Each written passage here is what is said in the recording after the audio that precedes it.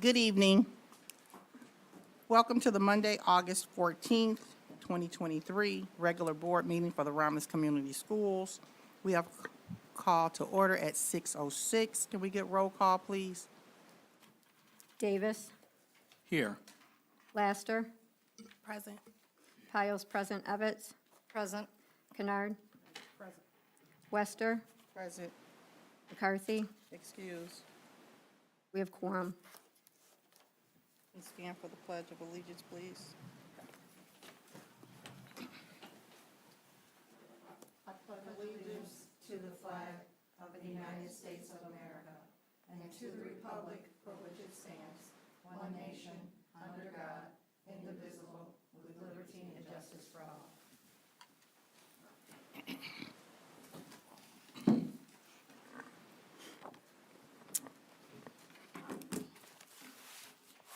Acceptance of the agenda. Be it resolved that the Board of Education accepts the August 14th, 2023 meeting agenda as presented. Support. Support. We have a motion by Wester, supported by Davis. Roll call vote.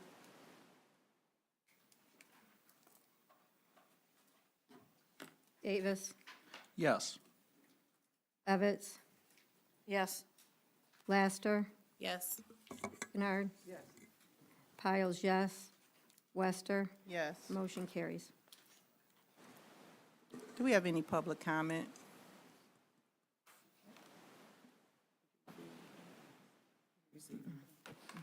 Next on the agenda, the consent agenda. Be it resolved that the Board of Education approves the August 14th, 2023 consent agenda as presented. Matters listed under the consent agenda are considered routine in nature by the Board of Education and will be acted upon by one motion. There will be no separate discussion on these items. If any member of the board or any citizen requests discussion of an item, that item will be removed from the consent agenda and will become the first item of business under the report of the superintendent portion of this agenda. A, approval of the minutes for the Board of Education, July 10th, 2023, August 7th, 2023 special meeting. Approval of bills for payment as submitted by Jewel Claire in the amount of $5,825,743.70. Approval of personnel actions as submitted by Human Resources Director, Mr. Kevin Brock. Employment of Mrs. Anjanette Love.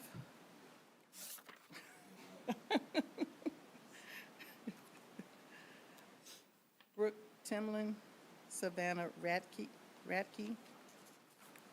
Oh. Miss Sequinthia Wilson, Nicholas Thomas, Brianna Shoemake, Miss Eve Camilleri. That has to come. I understand. I still read I my thought you motion. amended it, sorry. Thank you.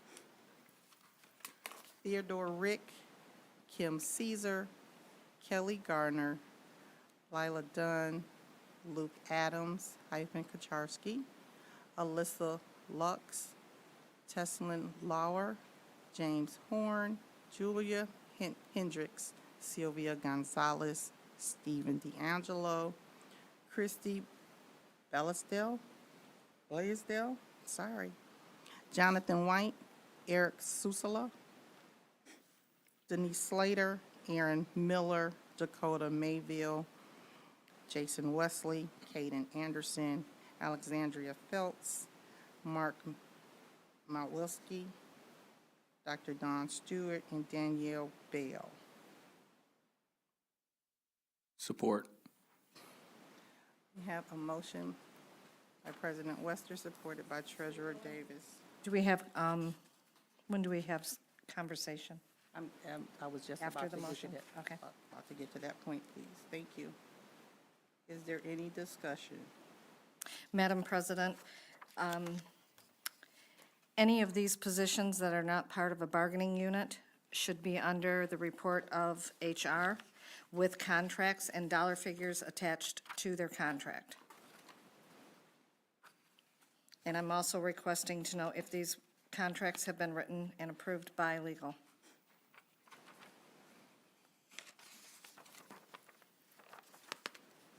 Madam President,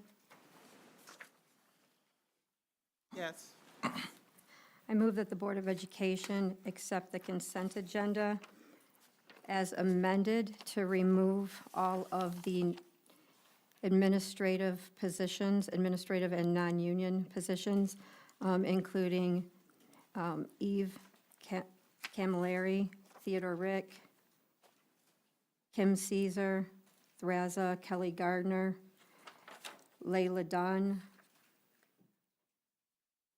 Sylvia Gonzalez, no, I'm sorry, not Sylvia Gonzalez. Jason Wesley, Alexandria Feltz, Mark Miloweski, and Dawn Stewart.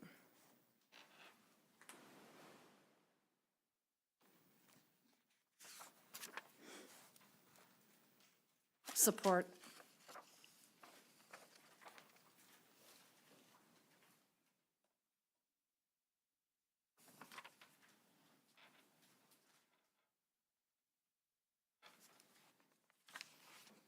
Roll call vote. Evans, Yes. Laster, Yes. Davis, No. Piles, yes. Kennard, Yes. Wester, No. motion carries.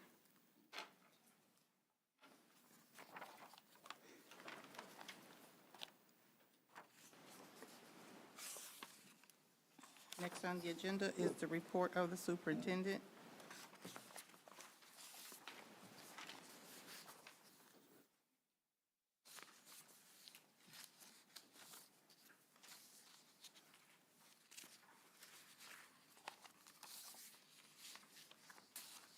It's a marketing update.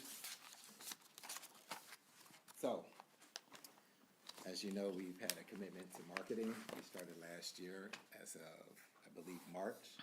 We have contractually obligated with Michael Ellison of Wendame Entertainment. I asked him to, Thank you. I've asked Michael Ellison, I don't think I need to start again, but we've asked Michael Ellison of Wendame Entertainment to keep us updated. He meets with me probably every week to give me updates, and I certainly like to make sure that the board gets updated too. So without further ado, Michael Ellison from Wendame Entertainment. Thank you. Good evening, everybody.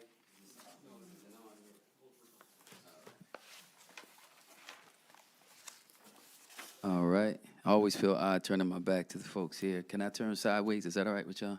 I'll be brief today. From the start, if we recap, we redesigned the logo. Tomorrow starts today.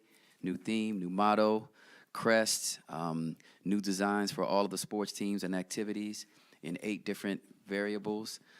Kindergarten Festival Week, other brand marketing for everything that goes out to have the consistency of the new branding. And all of that seems to be going very well. Billboards that you all have seen since very early on, May, June. And so the most recent update would be the new commercials that we have running. There are 2 90-second commercials for our 6th grade offerings about the STEAM Academy and the Service Learning Institute, and also a 60-second commercial that we call Tomorrow Starts Today. And I would just like to ask everyone in the room, how many of you have seen our ads on Facebook by a show of hands? If you have not seen our ads, can you raise your hand? You haven't seen, have you all seen those? It's in the emails. Okay. Well, again, I'll be brief. I know you all have a lot to cover, and there's a big golf tournament tomorrow. But the good news is that we're getting a lot of traction on that. So Adam Dennison and I have been going over our process. And for the hefty bill of $700, we've been able to reach 25,000 and about 23,000 people respectively. I say that, thank you. I say hefty because in years past, it would cost quite a bit to reach that. So the total population of Romulus is roughly 25,000. So What we've been using is targeted Facebook ads. This actually gives us more coverage than we need. It hit a coverage of about 37,000 to 40,000, which is more than we need. But what Adam and I discussed is that the best compliment is that some of the competition is starting to get a little more active than they have been in the past. For that reason, we have to assume whether this gets viewed or if there are other competition members in the audience. We think it's probably not in the district's interest for us to break down the specifics of these ads, like exactly who sees them and what the click-through rates are. But what we discussed is that we can put together kind of a brief executive summary for the board to review and for executive leadership to review.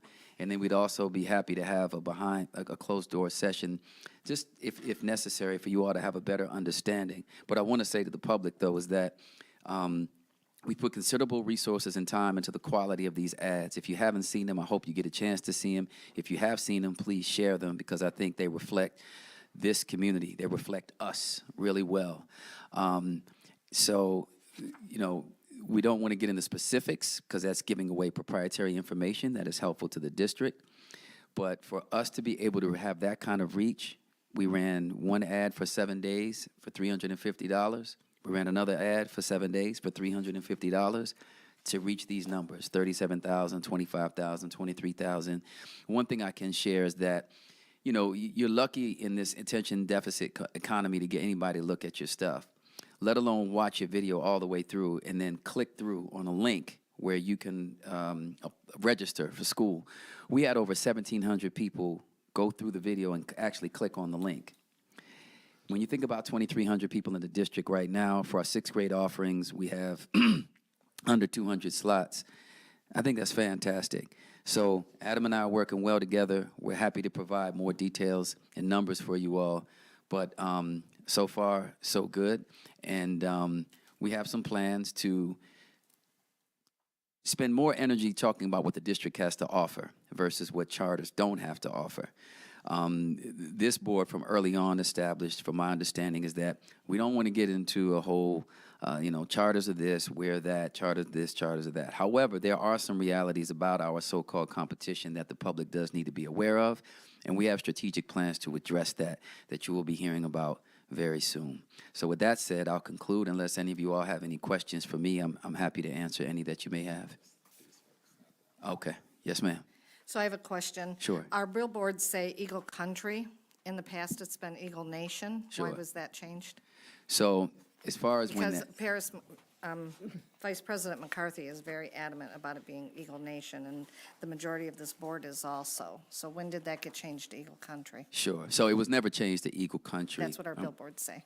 I would love to answer the question for you. Okay. So Eagle Nation, as I understand, is something that is very dear to this district. I was given Eagle Country with the notion that this is Eagle Nation, but you're now entering Eagle Country. My understanding is that Superintendent Dr. Edmondson and Ms. McCarthy have had a lengthy discussion about that, and I've been aware of her feelings about that since the billboards went up. So to your question of when they get changed, the digital boards were changed, and Eagle Nation actually went up on the digital boards that were on 94. Eagle Country, they're still there because our contract actually expired. And so until somebody new comes up, they just leave it up without any additional cost to us. So if we wanted to take that down and change it to Eagle Nation, we can do so. It would be at a cost to the district. We'd have to design, there is a design that exists, but we'd have to create a new contract. And if you all would like to do that, we can do that. But that was the notion that when you come into Romulus, you're in Eagle Country, but this is obviously Eagle Nation. But I took that as a directive. That was not me changing Eagle Nation to Eagle Country. Okay. Thank you. You're welcome. Yes, ma'am. Thank you for the update. Always appreciate that. You're welcome. You said that 1,700 watched through the video and actually clicked on the link to our website. 1,700 clicked on the link. In Right. terms of views, there's more than that. Right. Yes. But they watched it to the end and clicked on the link. Yes. Of those 1,700, how many went further and actually clicked to enroll? That is an excellent question. And so that's something that we have to pull from the data and I think cross-reference with Kathy, who does the enrollment statistics. Okay, thank you. And then You're welcome. I guess this question would be for you, Dr. Edmondson. I know that we approved this contract back in March or April, and a lot has been going on with the commercials, with the billboards. Could we please get an update of the total contract amount and how much of that has been spent and how much of that budget remains? Thank you. Any other questions? Oh, sorry, they're over here. All right. Thank you, Mr. Ellison. Thank you all. Look forward to seeing you all tomorrow at the golf fundraiser.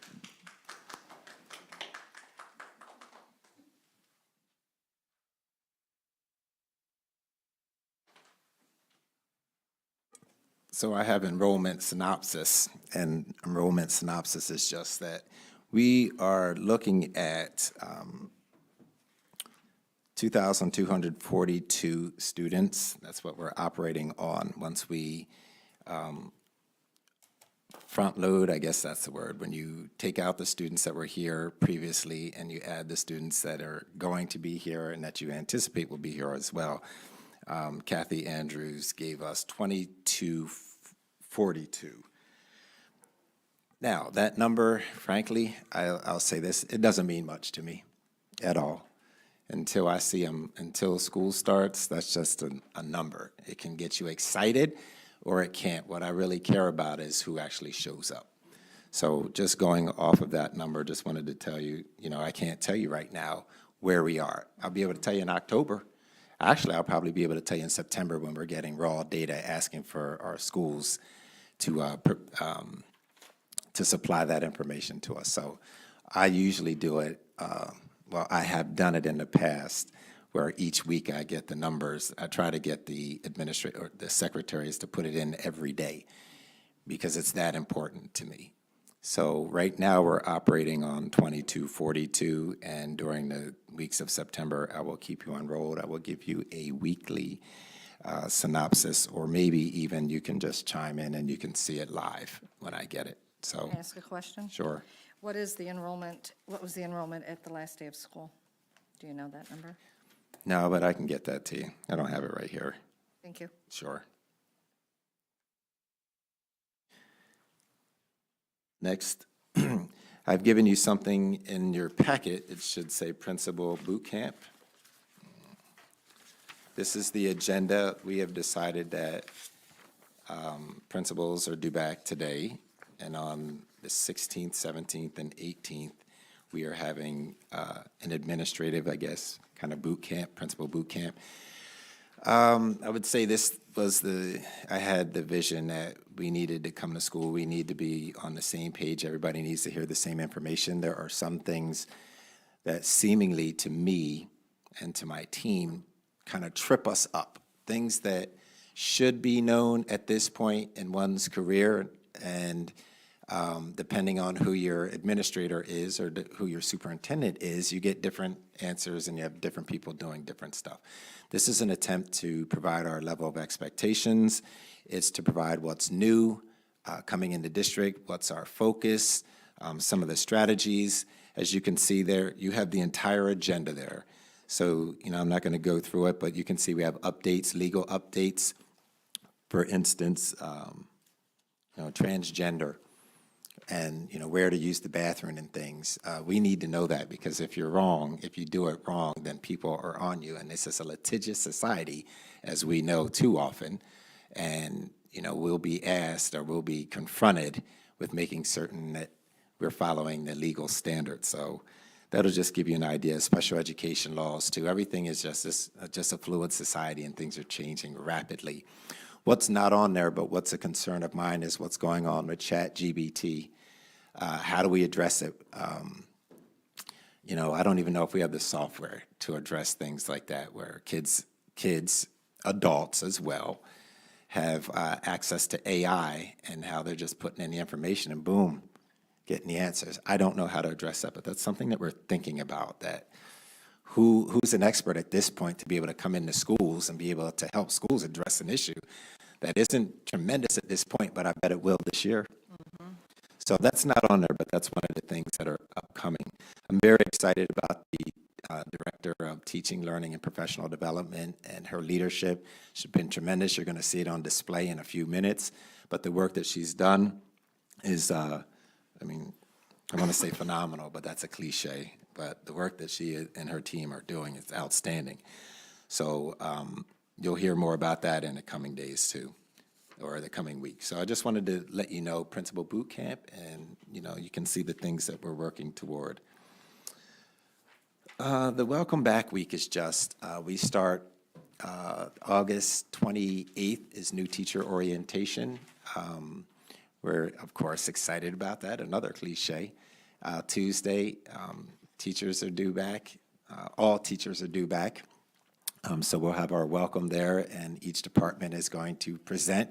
We will have our Ed Talks. I think maybe you have seen that, where we're going to have 5-minute to 8-minute presentations by people within the district who are going to present on something, not sit and get, and they're not going to be reading anything to us. Give you a little thought on my behalf. One of the things that I have considered is this. This is not an Ed Talk, but it was a thought of mine, is that what would school look like if we worked on commission only? If we had to work commission only, what would be different? So I'm thinking about, I've been running through that in my mind, how I would be different or how everybody would be different if it was based on commission only, and the commission only is about student achievement or even student attendance. But so that's kind of like what Ed Talks are about. You're challenging people, but you're also, you're trying to support them in something that you're excited about or something that's perspicacious, whatever it is. That's what the Ed Talks are about. Right now, I think we have 6 staff members. I was very disappointed in that number, very. And as I said, if we couldn't get 3, then too bad, okay? That's disappointing, and as I said, when I was a teacher, I wanted kids to come out of their comfort zone and had some demands. But then when we demand things of teachers, sometimes we don't, as a teacher, we don't want to respond. But I said, if we can't, I'm not going to bring in somebody, a national leader. Why, when we have people here who are doing great things? So I would invite all of you, you're all encouraged to attend on Tuesday.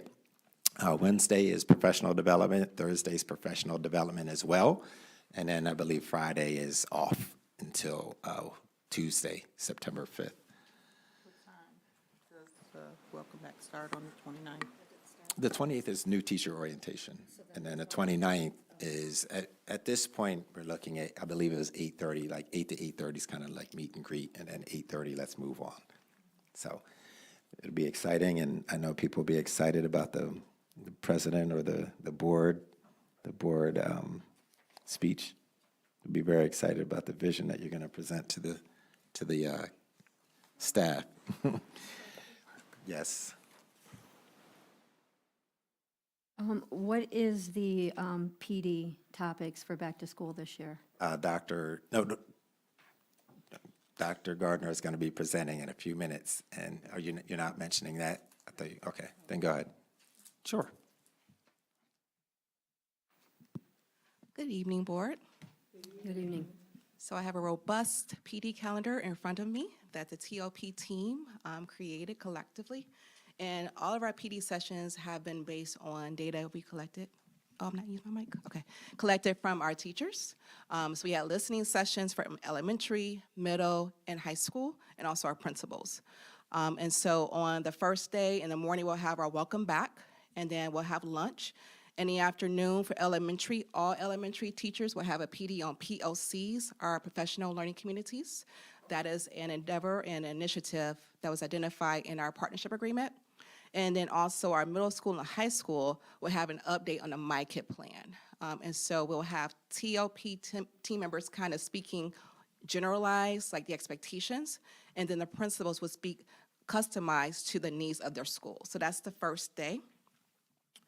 On the second day, on the 30th, we have in the morning for our elementary collaborative classroom PD. So that's our new curriculum that has been selected and required for all of our elementary teachers to use in their classrooms. It was rolled out halfway last year. We're launching it completely this year. It is a mandate.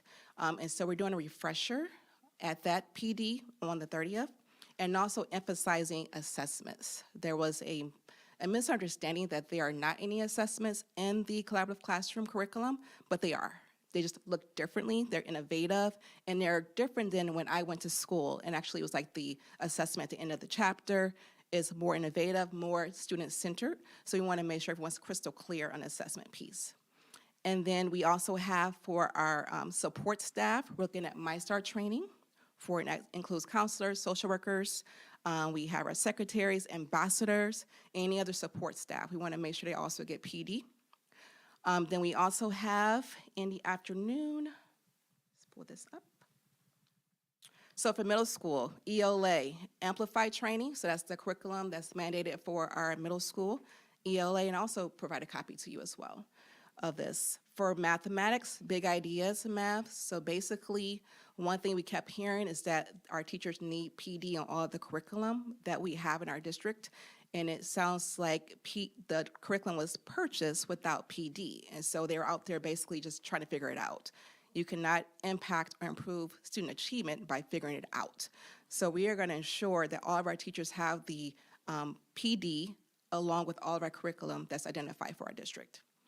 And then we'll have power standards training for our science and social studies to ensure they know how to align and teach to the standards. It's not teaching to the curriculum, it's teaching to the standards to help our students be successful on the standardized assessments. And then again, we have our support staff. And the last day, again, additional curriculum PD, looking at our MSTEP and NWEA data as well, and then it flips to our secondary and getting their PLC training. So again, a robust schedule. We're very excited, and we're excited because it's teacher-led. We didn't pick it. We listened, and we crossed, see, okay, what's the trends? What's the common themes from the teachers to the principals? And you see it here on the first 3 days of school. Any questions about that? Okay, thank you.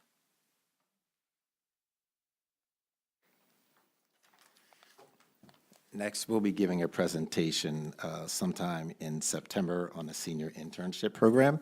All of that information is in your packet for you to review. It was just information for you now, but it's a rather quick read, but we're very excited about having our students have the opportunities to have an internship at their senior year. So that information will be there.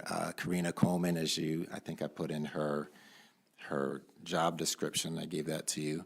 That was approved. She's our strategic partners coordinator, and this was one of the outcomes that I expected, and that's what we have, the senior internship program. She's still working on it.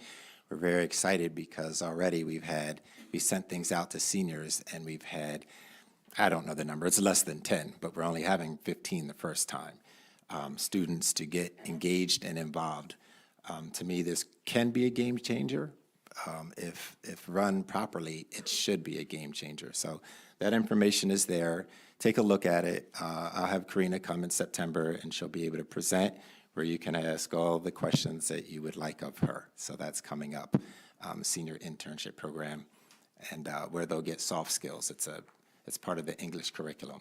So Bratz Barbecue and Back to School. So that's something that was a vision that I had, but really it's about the Community Involvement Committee. We met today. It's hard. It's hard to figure out a day that's going to work for everybody. So no day works for everybody.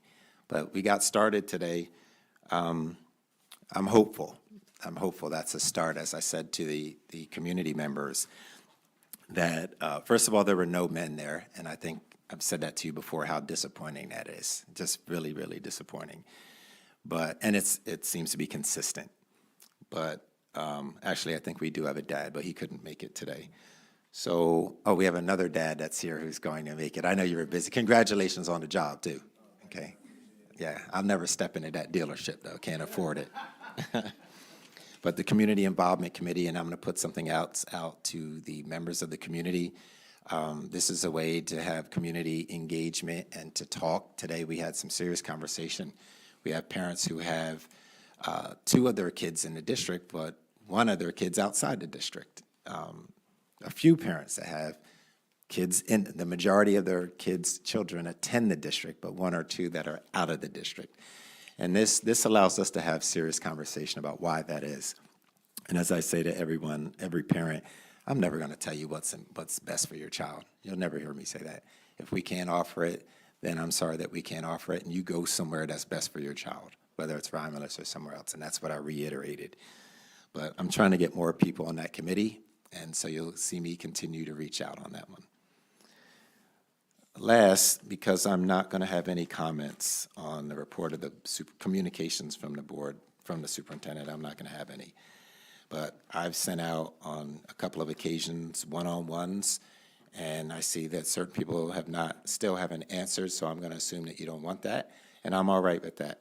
So we put it out. If you'd still like to have a one-on-one, let Eve know, and we'll move forward on the one-on-ones. But I'd like the record to show that I did ask on several occasions. And the last thing for me is, how many of you are coming to the golf outing? And I'd like to know from the board members, because we have shirts and things for you. If you, I mean, and they're really for volunteers, people that are volunteering. So I'd like to know. I think I know who's coming and who's not. So I won't do that. I'll just ask that you come and you show your support. This is our second one. It's very, very successful at this point. It's going to be rain or shine. Can't change that now. But, you know, I gave you a little synopsis, too, on what was going on. We have we have 144 golfers. It's packed. But if it rains, it's not going to be 144. But we're very excited on what we're able to do with our marching band, what they're getting out of this. They're in charge. Technically, I ran it, but they're in charge of everything in terms of making payments and returning payments and reimbursing. So we're very excited at this point. And next year, in my mind, it'll be the STEAM and Service Learning Institute. That's what I have now. So good things are happening. And I encourage you to show, and as a board member, and if not, I'd certainly like to, any of our community members to show up. And also, I will say, as a board member, if you don't attend the golf outing, that's fine, but maybe we can find something else where we're able to collaborate and show up together at some different functions. Thank you. Madam President, Mayor. Yes. Dr. Superintendent Edmondson, you made a statement that we had a parent where they had a couple of their children in our district and somewhere out. Do you know if we have information or data in terms of where the trend is and where parents and students are being taken, at what level? Is it at what, whether it's elementary, middle, or high school? Is there a trend there where the majority of that is happening? Okay, thank you. So again, I've shared that you have 2,000 residents or 2,000 students that are choicing elsewhere. I do have the data. I had it from February. I can get the latest data on that, but I don't know right now because it's summertime. Middle school is a big one. That's the big loss, is the middle school. And that's why we try to do something at the STEAM and SRI. And it's not just changing a name, it's changing how you do business. It's, if you have to move leadership, you move leadership. It takes us to be bold to make some of those moves. But it's definitely the middle school. I can share that. The trend in Michigan, in 2015, I had written something that the enrollment was supposed to go down in the state of Michigan by 8 to 10% by 2022, and it's happened. My goal is, we have marketing, and hopefully the hires that we have, full-time teachers in all of our schools and full-time staff members as much as possible. I certainly don't want to contract out in terms of services. I mean, all of these things have an impact. So if we can just make certain that we stay on the right direction and we don't be afraid to address the issues that we have that are hurting us and plaguing us, I think that we could move forward. And I'm very hopeful that we'll move forward. So I can get that information if you want it, like maybe September, because that's when we'll have an idea. That's when we'll have an idea. But I can also give you the old stuff. If you want the old stuff, Eve, if you can write that down, I will get that sent to you Wednesday. We can get it done Wednesday. We'll send you the trends. Please don't give it out to everybody. No, I'm not. I'm looking all over like, please don't. But it is what it is. I mean, it tells me a whole lot. So when I sit down with Mike Ellison, we talk about it. He had the list about the trends and where people are going. So our goal is to bring people back. And yes, and then I have one thing because I thought about the trustee over there, Laster. Excuse me, you mentioned administrators.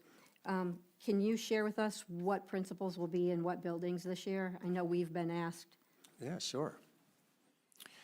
High school, well, Wendy Gritchie, adult ed. High school, Seth Petty, Floretto Marino. Middle school, Michael White and Michael White. Elementary school, well, Wick Elementary School, Kimberly Calloway. STEAM, Paul Niedermeyer. Romulus Elementary School, Gretchen Notaro. Barth Elementary School, Ben Edmondson. I was kidding. I wanted to see if everybody was listening. That's all I wanted to see if everybody's listening. David. I was writing it down, I'll look for you there. David Thompson, and Hale Creek, Chris Parker, and I believe we have a new employee. I just cannot recall her name right now. What is it? Leela Dunn, coming from, she did Head Start, and now she's coming over to our RECC program. So that's everybody. So is there going to be any administrative hiring at the middle school? Well, we do have a restorative coach, kind of. My goal was this. Well, the answer is no, and I sent that to all of you as well, and I don't know if you all got that information, but no. I think that we have 2 people there. Michael White is more than competent to do the job, and with the number of students, definitely, I mean, 450 doesn't warrant having 2. It has been to me, that's a privilege to have 2 when you have 450 kids, or 450, even though we have Principal Niedermeyer at STEAM, because his job is to grow that program as well. So we figured that that would be the balance, okay? And we also have Jason Wesley, was supposed to be our restorative practices person that can do similar things. We made certain that he was certified, so if we needed him to evaluate, that would be done. So will Mr. Wesley be doing all the staff evaluations? You mean Mr. White? No, so is Mr. White still a contractor, or is he going to be Yeah. employed? No, he's not going to be employed. We don't want to employ, it Right, because costs a lot. we Yeah, had that dilemma before where we had hired a contractor who could not direct or evaluate or anything the staff. Yes, we intend for him to evaluate his staff, the staff. We intend for Michael White to evaluate the staff. And he would like nothing better than to evaluate the staff, okay? And that comes from him specifically, that he wants to do that to give the staff the support that they need and to be truthful and honest with them about the direction in which they want to head. So I was fine with that. I'm okay with that. He's not new. He's seasoned. But I understand what you're saying. If he's not, Well, because we had that issue with CTE where we had a consultant, but they could not direct and it didn't work well for our students and staff. well, this will work, right? Or the district. The other question I have is, does Mr. White have administrator certification? He has it in Texas, and it's supposed to be reciprocity, but he's been informed that he needs to get his Michigan cert. If that takes him a year, then that takes him a year to be able to get his cert, if that's the case. Because I said the same thing to him, that, hey, you need to make certain that you have certification. He said, I have it in Texas, but I'm like, you need to have it in Michigan, so if that requires you to get certified, you will. So he has been being paid on the accounts payable through contract? He should. It's, I don't think it's under his name, Michael White. It might be under something else. I believe it's at $60,000 a year. Okay. So, should just be, haven't but, seen it. no, and And I he had was said, wondering if right, he you're became a- right, because he had sent somebody, I don't know if it was HR or finance, he said, I'll invoice you at some point. He's not, I don't want to tell you about his financial situation, but as he said, or as I asked, listen, this has to work out for the district How financially. do we pay someone without an invoice? You don't pay him, so he's not, I'm just saying, he hadn't been. No. No, it's not. It's not, I do not believe that he has been compensated. But he said How he'll does that take fit care of into that. our budget then? Well, it's listed as him getting paid $60,000 only, but he has not received payment to my knowledge. So when we closed out the 22-23 school year on June 30th, we did not make Yeah, good to him and pay that? not that I know of. And it wasn't 60,000 at that point, but I can certainly get that answer, because you're asking me things that, at this point, I'm not too certain, but I believe that he did not send an invoice. I believe. Now, if that's wrong, somebody will correct me at some point. Probably today, if not Wednesday. But that's a really good question. Okay, so I will get that answer for you for sure. Okay. Eve, thank you, whether or not he's been compensated. And then can we just get set up in a contract for him whenever the payments will be paid to him? So That would be nice. Well, yeah, and.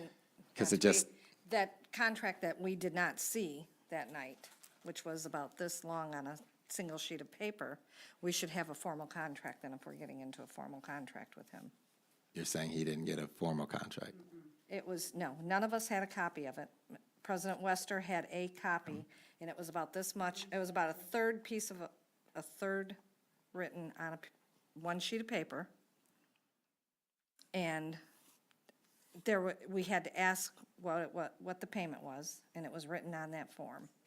We, as a board, did not get a copy of his contract. So please, Okay, if we could thank get a you. formal contract. It's best for the district to have everything in writing, Thank you, right? sir. You don't have to say that. Yes. And now, listen, I'll just say I'm happy to have Eve Camilleri, who comes with experience. I want to thank Ms. Bales for the great work that you have done, helping me keep it together, truly helping me keep it together. At the end of the month, she'll be transitioning back to community member and showing up, but Eve is more than capable, and I told Eve the things that specifically that I need, and one of them is after board meetings, make sure that we get all the questions so that I can get them answered and she can help me get those answered. So now that we have some consistency, I'm certain that you'll get the things that you need, and I know that she put out an email to all of you stating that if you ever have questions, that she's more than welcome to answer them. So thank you, Eve, and welcome to you as well.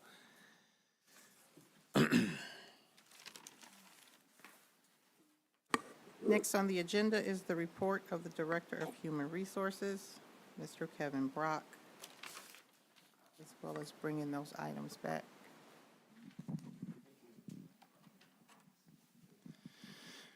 All right, good evening, Board. Good evening. Good evening. Just a quick update on staffing.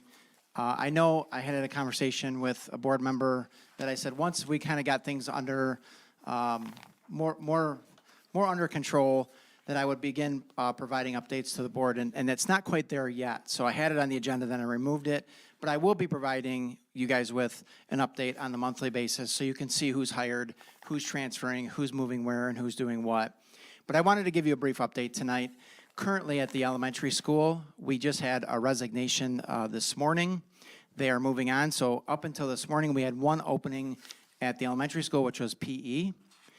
So there'll be two openings at the elementary school moving forward. Middle school is fully staffed at this point, and there are a few openings, mostly CTE and counseling positions at the high school currently. So we're doing really well. I think what you saw tonight on the consent agenda with the number of staff members, certified and non-certified, I am extremely excited about the number of staff members that we have been able to bring on board over the summer. I think the number currently sits at 31 staff members since June. And that's all staff. That's non-certified, certified, and then also some additional positions that we've been able to hire. And what's great about hiring and bringing in these new staff members is the excitement that they have. So it's great because I get a chance to meet with, or at least interview briefly, every candidate. So it's really, really nice to see that staff are wanting to come here. It's a very nice thing to see. Second update I have is on food service. Food service bids were due a week ago last Friday. We opened the bids as a collective food service group, as a cabinet. We reviewed and scored all of the bids. We are currently in the reference checking section before it goes to MDE for their blessing. So MDE, the next phase is once I've completed the reference checks for the companies, we identify a candidate, or we identify a company that we feel would be a best fit for the district. It goes to Michigan Department of Education. They review our findings, they review our recommendation. They put if they approve, they put a stamp of approval on it. They send it back to the board meeting, the Board of Education, then you approve the contract moving forward. Second update is you'll see on your, there's a action item tonight to go out to bid for an RFP for security.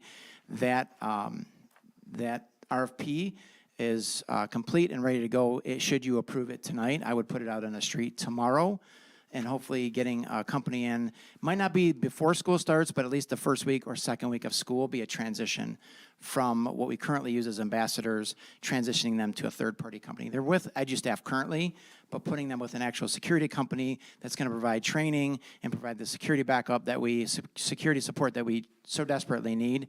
And then along those lines, what we've identified is every building will have at least one ambassador. So RECC will have one, all elementaries will have one, middle school will have 3, high school will have 3. Sorry, 2. 2 at the middle school, 3 at the high school. So it's 10 total. Is that enough security at the high school? I would say based on the security recommendations from the audit that we had, I would say that it is. How many do we currently have there? 4 or 5, I can't remember, but it'll be 3 at the high school. And 2 at the middle school? Correct. That isn't even 1 per hallway at the high school. But that's including the security, correct? You said there's an RFP going out for security, Correct. and they're absorbing the ambassadors. Yeah, so the ambassadors will remain, if they so choose, they'll remain on staff, just being redistributed through a third-party company. So what you're saying is we'll have 4 at the elementaries total, 1 at each building. right, 4. Then RECC, Correct. 2 at the middle school, 3 at the high school. So we'll have a Correct. total of 10. And we currently have 5 at the high school, and how many at the middle school? 2. 2? So we have 7. So we're actually losing numbers at the high school. Correct. We're losing 2 ambassadors at the high school. And the reasoning for that is? This was based on a security audit that came through, the company that came through and did our audit. Once we had Do they know the history of the high school, the reprimands and things like that, or no? I'm just wondering how this number is being reduced, because in my eyes, not 1 per hallway during time change, class change, is not a good thing. Okay? You have gym, which is off-site, or out of the major hallway. You have the swimming pool. You will have CTE classes, which is in the 500 hall. You have many hallways that are not going to be covered. Well, we currently don't have elementary schools covered either. And so part of the audit was a recommendation to cover. So instead of adding to our security force, there was a decision to redistribute. So I understand what you're saying. But based on the audit and what my understanding of the outcome was in the debriefing was that we could go to 3, redistribute the remaining security staff so that every building has coverage. So we'll have the same bottom line dollar amount if we go to the security company and get more security individuals? I won't know until the RFPs come in. Okay. I don't want to say yes or no until I see the RFP numbers, what companies bid And on you will it. bring that to the board before determinations are made? I mean, you've already approved or identified a food service company that you didn't bring options to the board for, so the board is just going to be told, this is who we're bringing on board, and then we're getting a bid for security, less people at the high school, and we don't know what the savings, if any, is, or is it going to So be let me more? clarify. We have not identified a food service company. We're in the process of making reference checks. Once the reference checks are completed, based on the scoring tabulation, there will be an identified company that will be recommended to the state and then recommended to the board. I don't approve anything. Okay. The board does. Okay. So should it go to the state and the state give its stamp of approval and it comes to the board and you all decide that that's not the company you want, that's your decision. Okay, all It's completely your decision. right, thank you. Question? Bill and then me. I said Bill and then me. I just wanted to speak a little bit about our ambassadors and what we found. Spent a lot of time with that security company, and what they found is because we were heavily laden at the high school with security in that way, that they didn't move around as much as was necessary. So they would rather see them, in their estimation, be active, be able to move around, walking halls, interacting and things like that. And that's no slight on our team. They just, they had different areas where they were located. Secondarily, we desperately needed, and this was a heavy recommendation for them, it was a critical recommendation, that we have an ambassador at every building. And so the team, talked about it, and this is what was decided upon. I just wanted to share that with you guys. Thanks, Bill. My addition, go ahead. I was just gonna say, what about, I think it'd be beneficial to provide support and resources to the ambassadors that we already have that know the building, know the students, know the nooks and crannies of the school versus bringing in, just speaking, because it is just something that just popped up. So, and we're going into the school year, and we have very good ambassadors, like one here tonight, not to call you out, but that's in the school day to day. So it's not to disagree with you. I don't disagree that we have great staff. I don't know who has the time unless we created a position that somebody's going to specifically, because IGStaff does not train security or ambassadors. Okay. I don't know, other than one of our lead ambassadors, they need specified training in my book, and I can't do that unless we decided to create a position, which I'm happy to do, that we hire a district official that's over security, and they do all the training, and they do all of the things that need to be done. You're absolutely right. Those staff members who choose to stay with the third-party company will absolutely be offered that opportunity. But again, coming with that third-party company, if it's a security company, which it will be, they will provide all of that training and support. So I'm just like, for me personally. I don't disagree.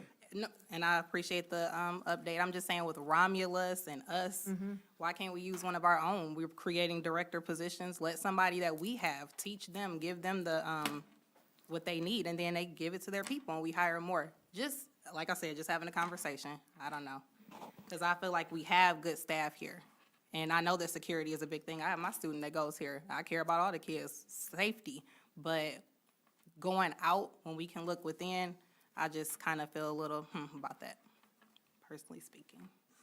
All right, so one of the things that I wanted was people that are trained. We have people that are here. That's not my issue, okay? Nobody is losing their jobs. Nobody's going to get less pay, period. But a security company, that's what they do. Right now, I can say this, whenever there's a problem, I'm going to somebody who wasn't a police officer. That help me understand that, okay? We need to have somebody who has some training on how to de-escalate things, somebody who can run it, like EduStaff. It's EduStaff, they don't do that. So you go out and you get a security company and say, listen, these are our people. Just want you to train them, please, and we need you to oversee them. That's not my job. I don't know anything about security, okay? And to my knowledge, we don't have anybody in the district other than Officer Cofield who knows that. So it's keeping the people that are here, okay? That's critical because it's about relationships. This is really about relationships as well. You keep the people that are here, but now you have an organization that can manage them. I can't manage them, okay? We don't have a director of operations per se who could manage it. Even if we did, does that person know security? It is that serious that we need a third party to come in and do that, okay? Unless we actually had the SRO, we could bring in an additional SRO where that's not going to work. Romulus Police doesn't even have enough, they don't have enough people to help. So it's keeping the people that are here, no doubt. It's not messing with anybody's money either, but it's to have somebody who knows security, because nobody in my cabinet knows security, not one of us. My thing is now, if I'm an instructional leader, I'm going to tell you what I've always said. Listen, I'm not equipped if a kid brings a gun. I'm just not. But I'm equipped to walk around my doggone school and make sure the kids are where they're supposed to be. I'm going to set the tone and the environment to make certain that kids aren't acting up, okay, period. That's an instructional leadership thing. about the level of expectations, dealing with parents whose kids come in doing whatever they want to do. It's about telling your staff to actively monitor. When the bell rings, you get outside that hallway and you're making certain that kids get where they get to. It's making certain that your ambassadors or whomever, your assistant principals, we are walking around the school. Kids are smart. They know when you're sitting there not doing anything. They know those things. So it's about restructuring how you do business, how we do business. Okay, we have a company that's here, but we also, and this is what I'm saying, is that you gotta make certain that your staff is out there. When you build relationships with kids and kids know that when the bell rings, that you are outside in that hallway, or you're outside when when buses are dismissing or buses are arriving, you gotta have the staff to do that. And it's not just ambassadors, it's overall. There has to be a climate overhaul, for lack of a better term. There has to be. I understand our culture, but I would also say you go to another school that has 2,000 kids and they have 2 police officers for 2,000. We have 600 kids. Okay, we have 3 ambassadors or 3 security, maybe 4. We could get another one. It's not a problem. We can easily get another one. No problem whatsoever to get another one if we feel that it's 4. You want 5? We can do that too. But we still can't manage it. I don't know how to manage it. We don't have anybody here who can manage it. And that's what we need. We need some company who can say, hey, listen, you need to be here, or train people on how to de-escalate things. I don't know how to do that. And just having a company come in or somebody come in and train me for, Alice training, I'm not sure that I'm equipped to do Alice training. Like, something happens, I know I'm running out. Okay, I'm just saying, there's training. Wow. I hope you didn't, no, Well, not wow, because it's flight or fight. And I'm not fight, I'm flight.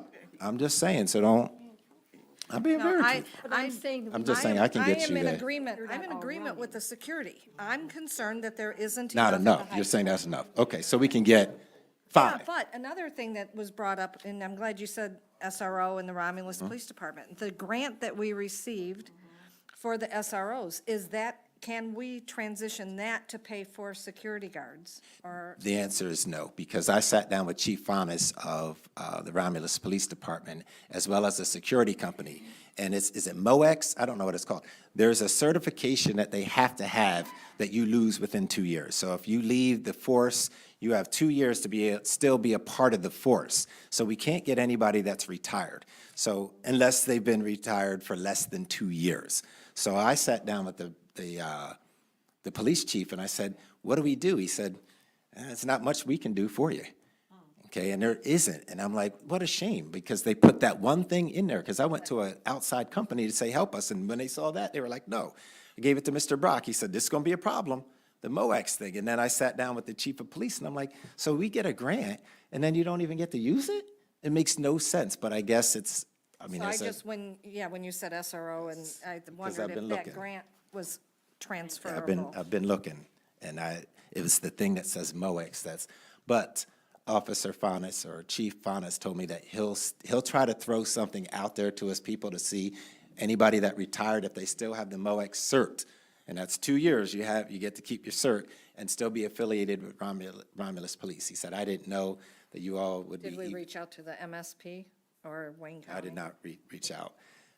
Wayne County, I would do that. I know that's a real political issue around here. I don't know if you know that, but Oh, really? big time between Romulus Police and Wayne County Sheriffs. But what's better Big for our kids, issue, right? we need Yeah, to I'm do. just saying. So I can do that as well. Thank you. Yes. Madam President.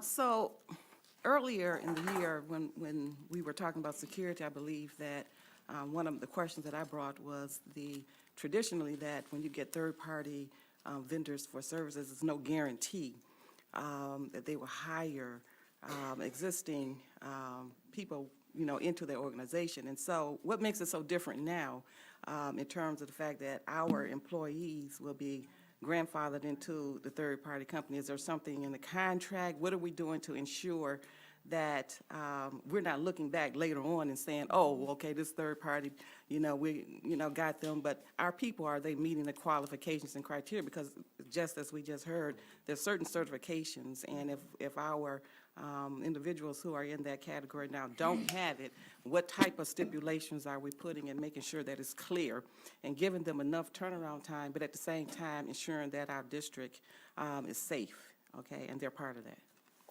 Great question. So I wrote the RFP to say that current staff, if they choose to stay with a third-party company, they should be offered a position at their rate of pay or better. So there are no guarantees that the employee wants to stay with a third-party company. I can't guarantee that. But the way I've written the RFP says that the company has to offer our current staff a position. And the way that the employment is right now, they would much rather prefer that we hire people, not just because of the employment, but because of the relationships that are currently here in the district already. That's a win for the third-party company, whoever that is. So the way that the RFP is written is they have to offer the opportunity for those staff members to stay with that third-party company. Okay, I'm just wanting to make sure that that's done. It's a good question. All right.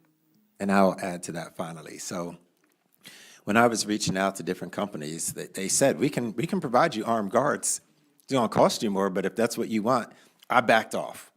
I just backed off. I don't like the way that looks. Yeah, it's not a And good thing. I'm just saying, We had- it can be out. If you want it, it can happen. But I'm like, you keep the people that we have are doing good work. That's not what this is about. It's not about them not doing good work. But if we need two more, gladly. Well, I think the comment you made about restraining, I don't know that any of this, I don't know. But CPI, have they been trained in that? No one knows. No one knows what our certifications are for a lot of employees. And that can be, when you have some students that are emotionally upset, that can be dangerous. Madam President? First, I know we had that security assessment done, and we received the report. And it was said that we were going to have a meeting on that, and we can go into closed session for that. There were a lot of things in that were incredibly concerning. So I want to request on the record that the board meet with you in closed session to review that security assessment. Secondly, I know in the past, we've had this come up where we have wanted to have the vendor hire our employees, but we were told that we cannot make that a mandatory condition or we violate labor law. So if we get a company and they don't hire our employees, there's nothing we can do, or if they hire them and let them go. So I'm concerned about that, because what we have learned in the past year with our ambassadors was the value of having ambassadors who know our students and our students know them, and the value of the relational trust. And we saw that they were more effective than those ambassadors who were just hired and not familiar with our community or our students. So that's one thing that I would hope that we would make a priority. I know the Office of School Safety offers free security training to ambassadors, to the SRO. Jill, I forgot her name, but they will work with us and provide free training on stuff. Is that something we've reached out and utilized, getting our ambassadors trained? So let me be clear on two fronts. One, I've been through this before, and both times they've hired all of our employees, and it was a stipulation in the RFP. So let me be clear on that point. I don't know who told you that about labor law. In this economy, one, they're going to want to hire our people. Two, it's a stipulation, because we want our people that are currently there doing great work, we want them to continue that. Second point, our ambassadors are currently outsourced to EduStaff. So to answer your question, this training that they receive is generated, I would guess, from themselves or from somebody that does somewhat oversee them and says, we need to get this training, we need to get that training. No, I have not reached out, because they're not technically our employees. It's a really weird situation to have a security team that is outsourced by a company that's not a security company. Right. So they're very not our strange. employees, but they can still take advantage of the training. They certainly can, but I can't require it, because they're not my employee. Right, no, but I mean, we could make them aware and see if that's something they wanted. I'm just trying to think, how do we have the safest environment and everything that entails? The relationships, and the training is there, they just may not know. My other question was regarding the numbers. I know that the recommendation was that we add an ambassador in every elementary building, but I didn't see where the recommendation was to cut in the secondary buildings. So my concern is we have one principal, well, one consultant at the middle school. Dr. Edmondson shared that that's where we lose students, middle school. And our middle school has a bad reputation, whether it is perceived or accurate. That's our reality. So we're going to have one consultant in the principal position who currently doesn't have the certification. We're not going to have an assistant principal, and we're only going to have 2 ambassadors. And the security report that we got back for that building is very concerning. So I'm just wondering, what is this recommendation based on? Because it doesn't seem to align with what we're doing, where we're going, what is needed, and what was recommended in that assessment. I'm happy to add more. I was trying to stay within the fiscal boundaries that we currently have. So without knowing what percentages these other companies, these security companies are going to charge, I'm trying to stay within the fiscal boundaries that I think we currently have. Well, let me say So if this, we wanna nothing add is more- more important than our students and our staff I totally safety. agree. I totally agree. Okay. So What if are the those board, if it's boundaries? the board's pleasure to add more, I'm happy to add more. I have no problem with What are the that. current financial boundaries set for security? I don't have them in front of me. Now, if we're going to talk about the middle school, I'll say the middle school is one of the safest places, the safest schools that we have, okay? Dr. Without a doubt. Edmondson? But I don't think anybody would argue that. You do have a military man who is more than trained. He's a former Army Ranger. Oh, I feel very confident with him in that building running it without any help. Okay, I'm just saying, but he has help and he has a good relationship with the ambassadors that are there.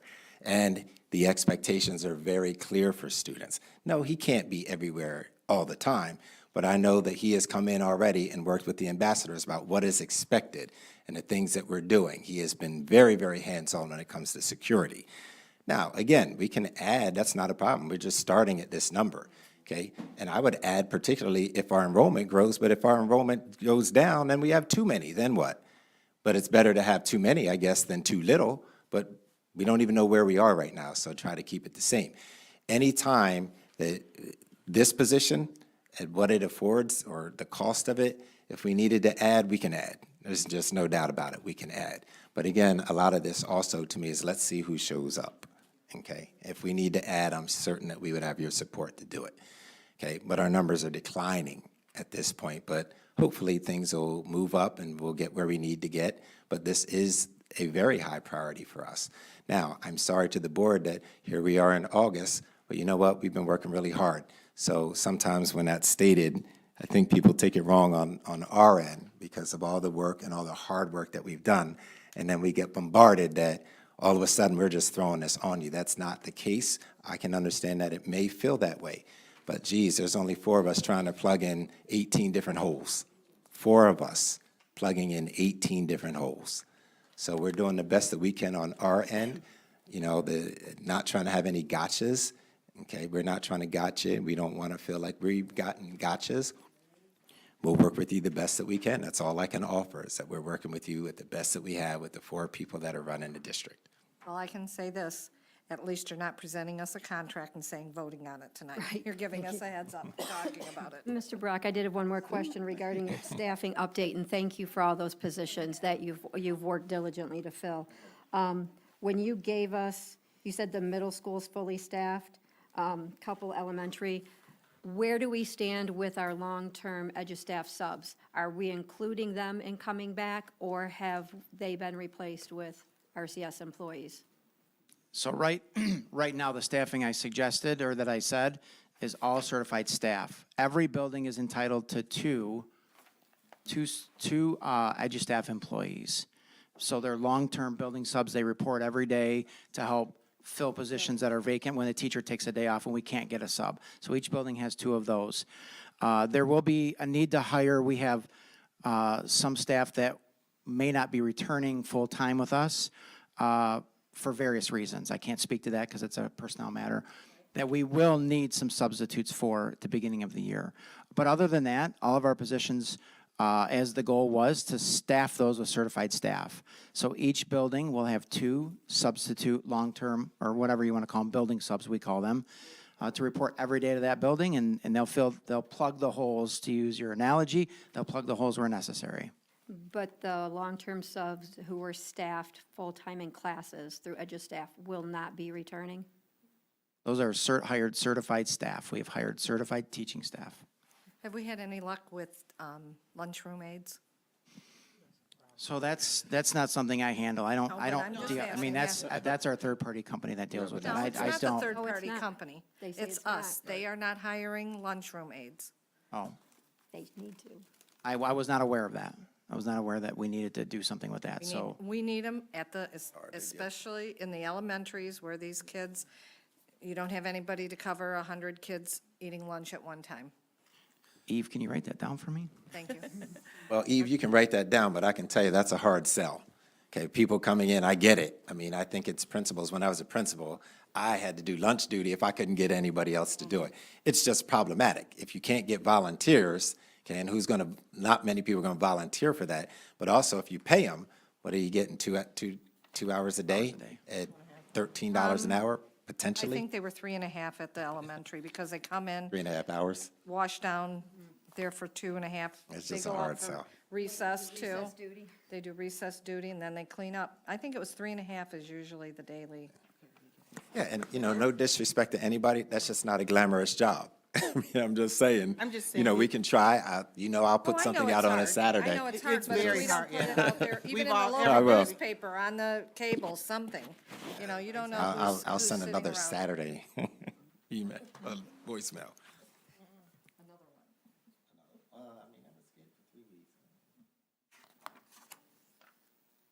Moving on.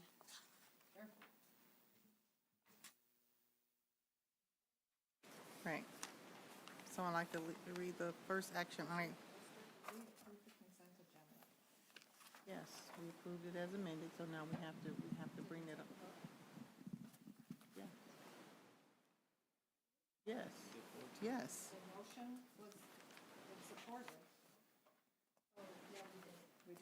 Yeah. We did. We did, it went 4-2. No, the motion to amend was 4-2. And then after we went through, did the amendment get it? But I see what you're saying. Yeah. Right, as amended, it was right. Yes. Just want to make sure. Someone read the first action item for the approval for the school loan revolving fund.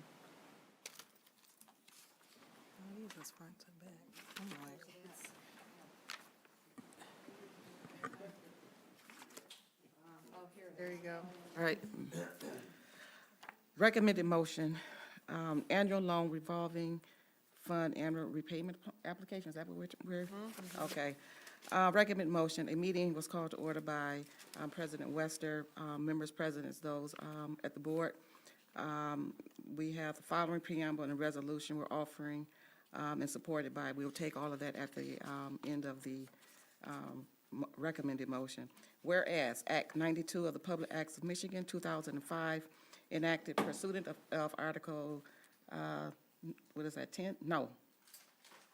Roman numeral IX, Section 16 of the Michigan Constitution of 1963, provides the procedure, terms, and conditions for obtaining a loan from the Michigan School Loan Revolving Fund. Pursuant of Executive Order Number 1993 to 19, the state activities related to bond qualification and state borrowing functions for the provisions of the loans by the state of Michigan, the school districts were transferred from the Department of Education to the Department of Treasury. The state treasurer is responsible for prescribing the forms and procedures regarding the application for the loan from the school loan revolving fund. This district has taken all necessary actions to comply with all legal and procedural requirements for borrowing from the school loan revolving fund. Now therefore, let it be resolved that, 1, the district has taken all necessary actions to comply with all legal and procedural requirements for borrowing and from the school loan revolving fund.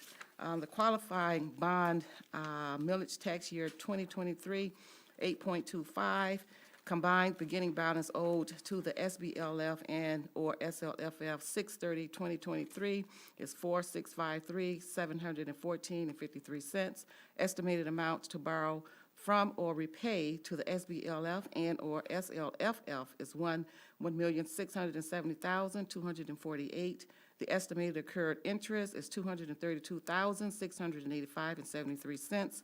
The estimated combined ending balance owed to the SBLF and/or SLRF 6/30/2024 is $2,983,466.53.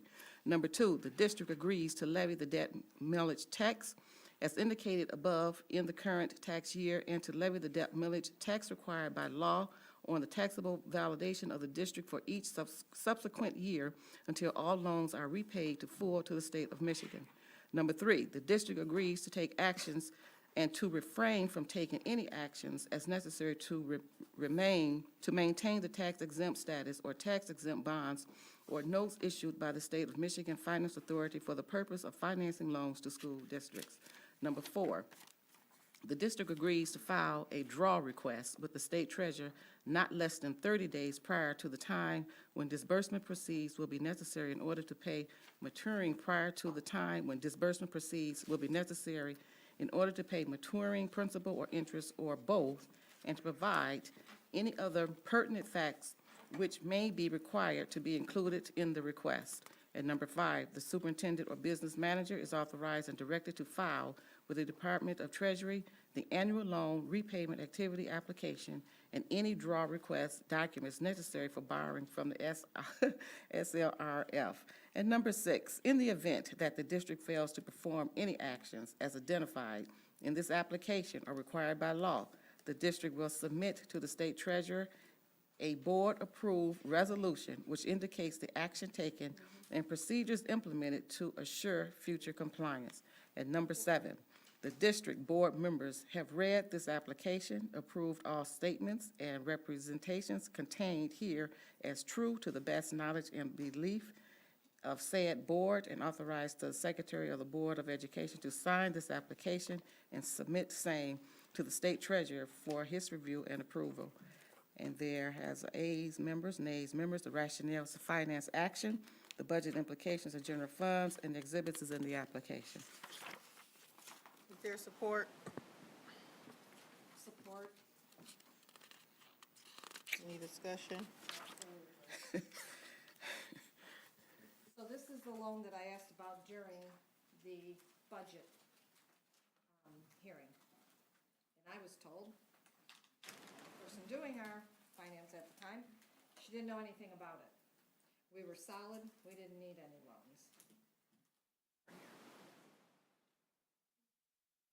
So how has this come about that we need this? All of the, and if it's because we have new finance people and they know better than the previous one, that's fine, but when we are in a budget hearing and we are told, oh, we don't know the salaries, we don't know where salaries are, we don't know how much money we have coming in, no one would give us a cash flow balance. We weren't provided anything for our budget, nothing. And now we're at this point where we have to borrow.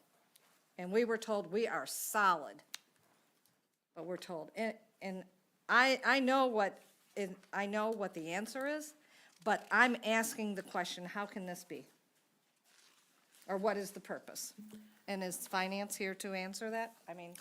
No. Well, but you laugh, but finance has a direct report to the board. And when they present these kinds of things, someone from finance should be here to answer these critical questions. Well, agree. Dr. Edmondson, let me make a quick statement here. Okay, yeah, that was what was told to us. And yes, that should have been something that was brought to us during the budget preparation. So we can't answer, or respond to what hasn't happened. But it is not uncommon or traditional that districts, ask for this loan. Most districts traditionally do ask for this because this is what's needed to carry you over, into September because of, that is the financial structure, the end of the budget, and you're opening. Okay, I understand that. I understand. I know And you got a that, clear right. question, and it needs, we can't answer that. And I don't know if he knows the answer to that because of but that person did stand before this board and make that statement. Okay, so that was the time when all of this information should have been brought to the board so that it would have been comprehensive. But knowing the fact, and what I'm saying, Trustee Evans, this is something that is traditionally done, and if that is the case, then And they that's why I should have said, been I know why. communicated to us. I know why. Okay, all right. And so I just want the board to know that this is nothing that's uncommon. Correct, Okay, and the public to know this is something that's uncommon. Okay. correct. So it's my turn. So when I'm asked that question, I sit back and I say, well, there's been like, as I said before, there's been 4 finance directors here. That's not my expertise. All I can do is put the people in front of you that are supposed to know what they're doing. It's that simple, okay? If somebody says they're a pilot, I'm trusting that they're a pilot. Okay, then you come at me and say, well, listen, that's not my expertise. Trustee Kennard, that's your expertise. That's not my expertise to sit here and talk about finance. All I can do is have the people that are entrusted to do that. And if we want to point fingers, we can keep going and pointing fingers. It doesn't stop here. We have to continue to keep, if we want to have that conversation to be open and transparent, then it requires us to go way back. Okay, just in my tenure, there's been 4 or 5, okay, and nothing has changed. Nothing has changed. I feel like we got the right people in place at this point, somebody who is very well respected in the state of Michigan, who cleaned up Birmingham's, D7's, coming here to do that as well. Somebody who was a finance director and who is current with that. I'm disappointed too, not in that, but I'm disappointed, as I told you all. Information that you're supposed to get is supposed to be accurate. But if everybody doesn't know, when you have transition from one person to the next person to the next person, I don't know what to tell you.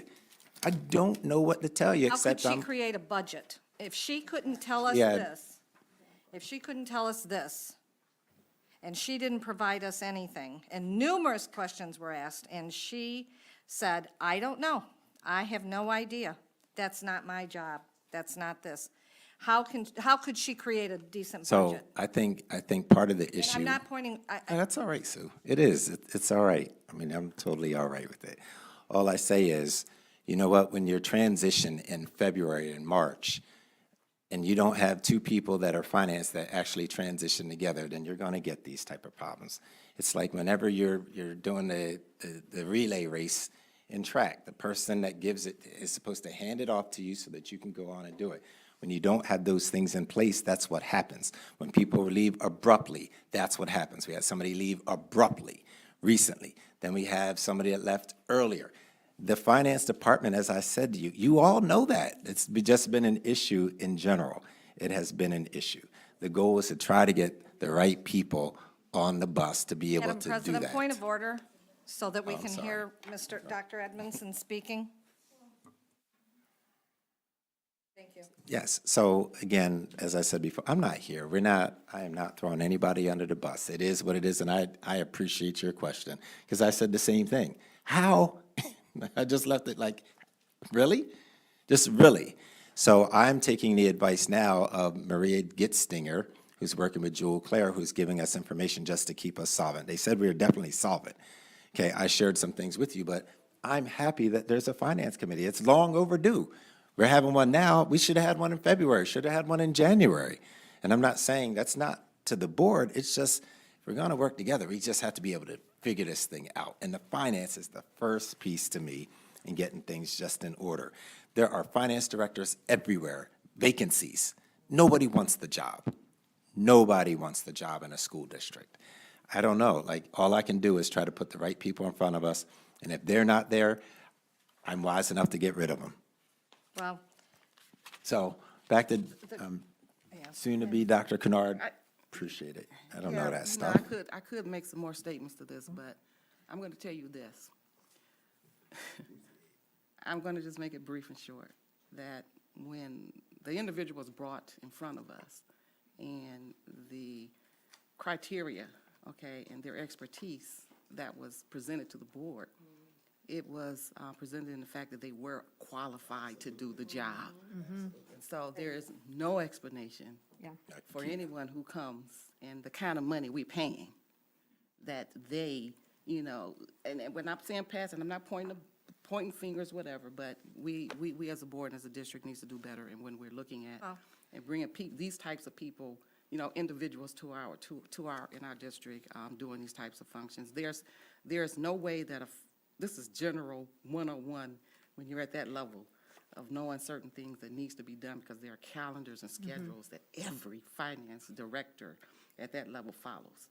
So I just want you to know that. I don't know what they're telling Oh, you. no, listen, No, no, no, I what understand they're that. telling I'm you. just saying, since in 2020, we've had an issue revolving Yes, I finance understand that. directors. When are we gonna get one Yeah, that I knows understand what they're that, doing? But that person came, these people have come and said that they had. Yeah. They were an expert. That's okay. Oh, yeah. Maybe we should have did some things different, looking at moving forward. I understand what you're saying, and so I'll just and- leave it at that. And this Okay. past week, we received an email regarding an overage. And with that overage, that's about half of the amount of this loan that we're taking on, an overage of payment. How did that happen? A $2 million payment? And we're only at 970 overage? There's still a problem with that number. There is still a problem with that number. What do you mean, 2 million?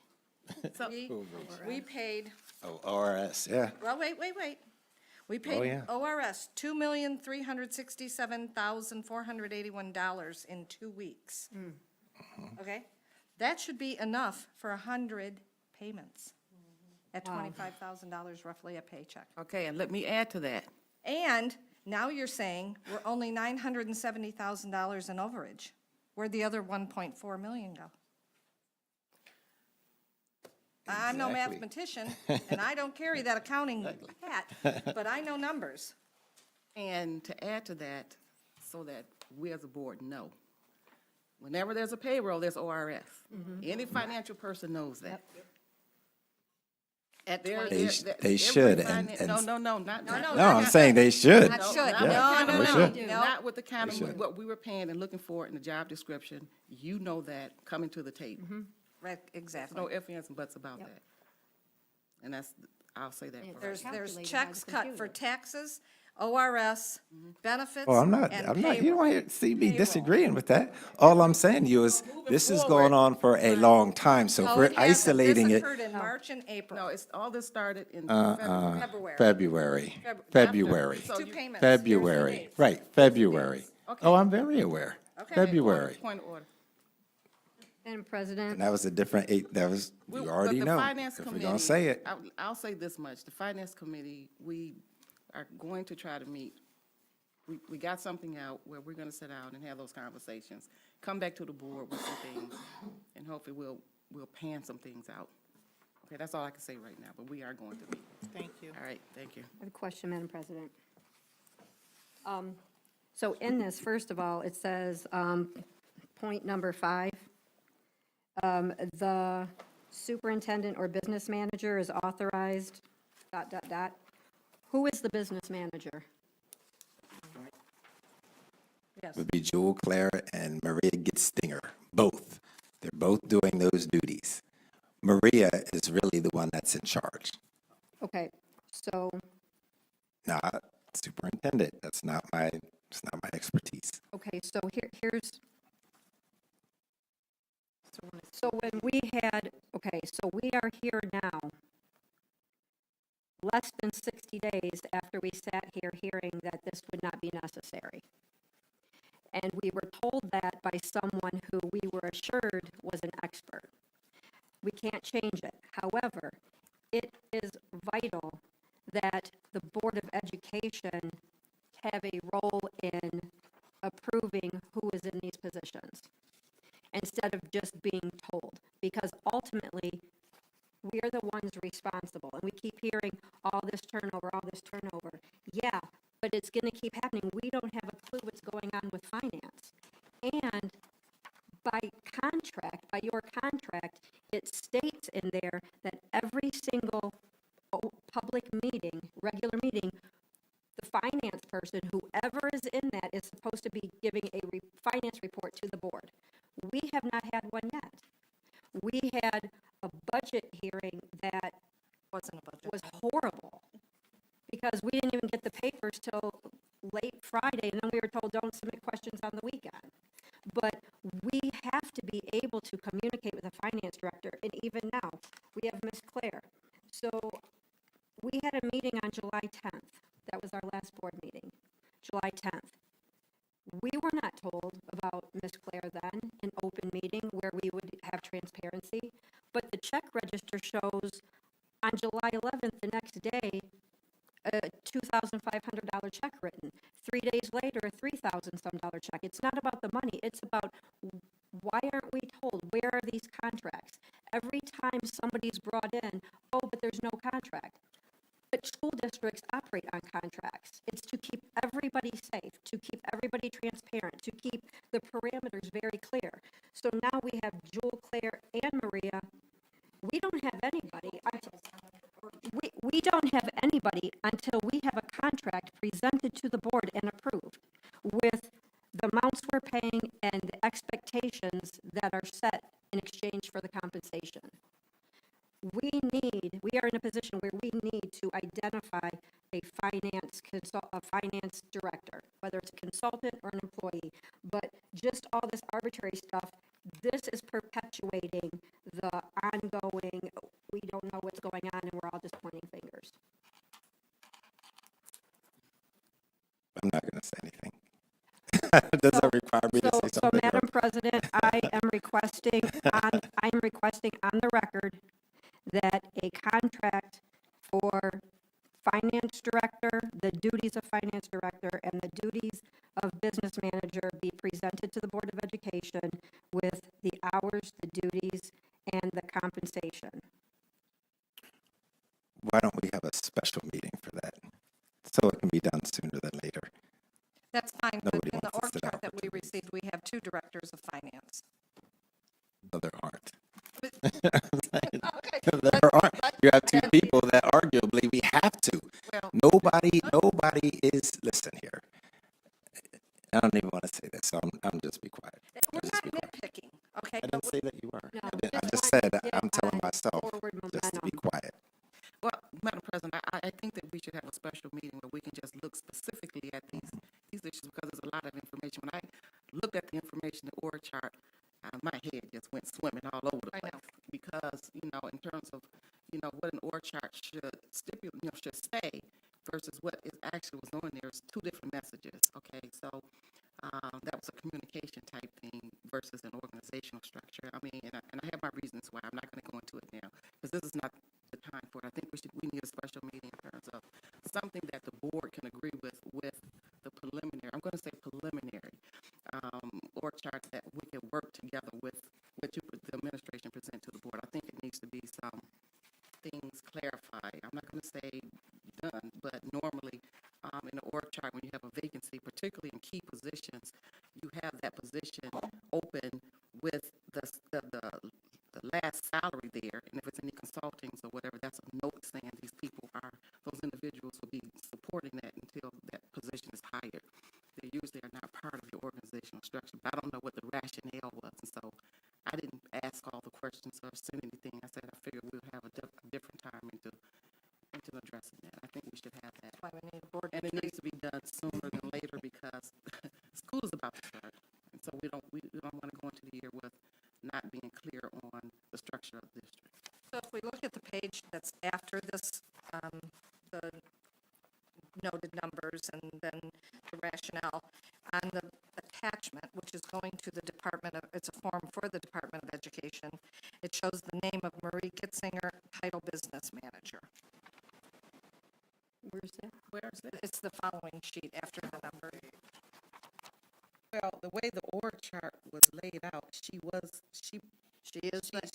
director of indicated finance. as she's directed as the lead person, and that's fine. Director of finance. Director of finance. But yeah, Okay, so but- I'm just saying though, we wondered who the business manager was.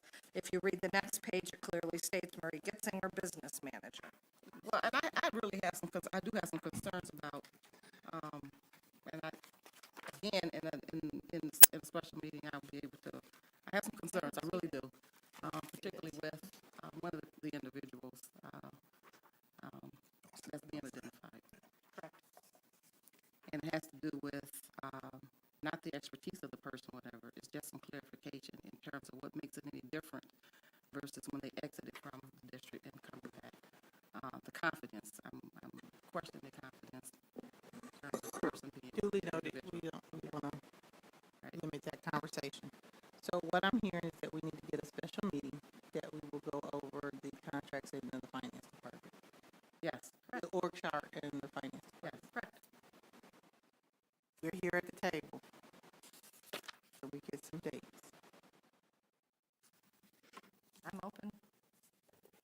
Next week is easiest for me.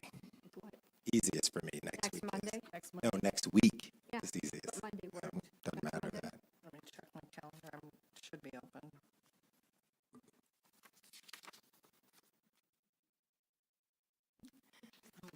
What is that, the 21st?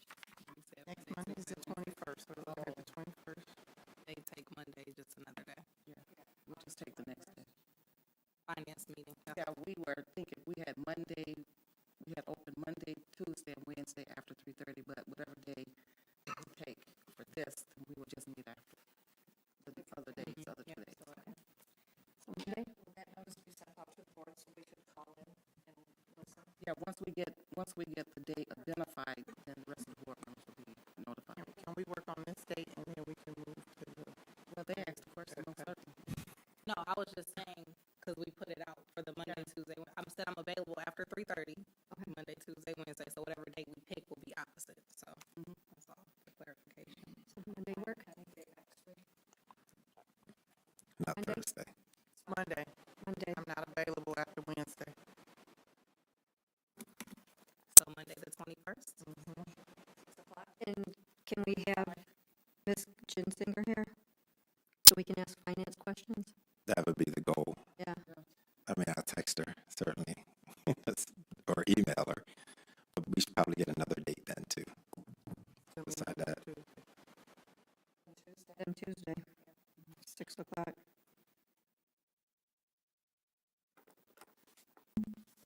Can we start earlier than 6 o'clock? I can't. Okay. So you can check and see which day she's available before we lock it in. So we're looking at either Monday the 21st or Tuesday the 22nd. At 6 o'clock.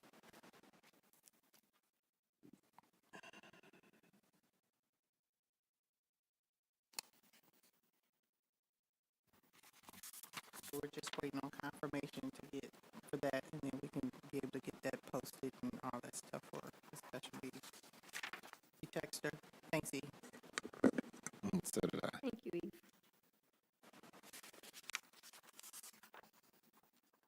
So how are we doing this motion? Are we rescinding this I was saying, it would, till then? yeah, Madam Secretary, are you comfortable signing this the way it's written? I am not, because of the unanswered questions. My question would be, are we safe in doing this on the 21st? Or 22nd, whichever Right. date. I don't see a deadline on here. Does anyone else? no, One copy by August 1st of 2023. Oh, well, What's my next next week? question, my next question, is there a penalty? Is there a penalty for not responding to this in a timely? problem. But there's a penalty for being hasty too, and not having, Well, it says, forward. it says August 1st, but, I mean, our last meeting was July. We could have had it done then. Well, we don't know that it hasn't. We don't, right. I'm more comfortable waiting till our questions are answered so we know what we're signing. To rescind this motion. I think you made it, Judy. You want to rescind it? Recommended motion, I would like to rescind the motion on the annual loan revolving fund and the repayment application until, board meets again for the recommended motion. The support efforts. Support.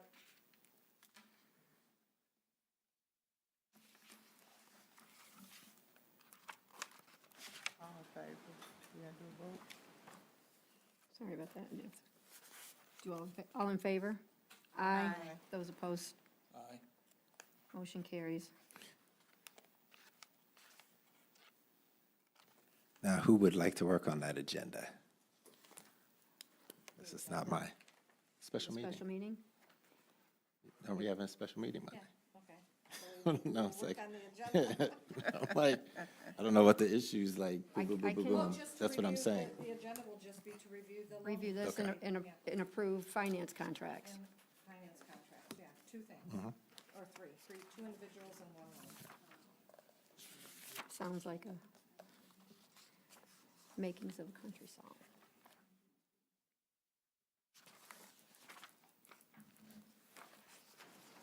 All right, next item. Action item is the authorization for administration to go out for the bid for security for the ambassadors. I don't see a topic sheet. There's no topic sheet. No topic There's sheet. no topic sheet. Move that the Board of Education authorize administration to put out RFP for security. Support. Any discussion? Roll call vote.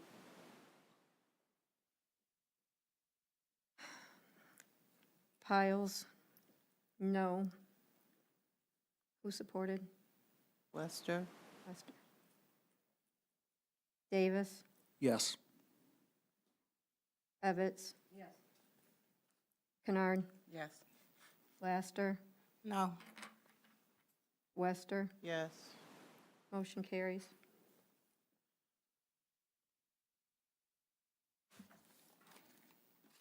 We need to bring back the employment, the ones we removed, Debbie, so that we can make that motion All right. for those contracts. Yep.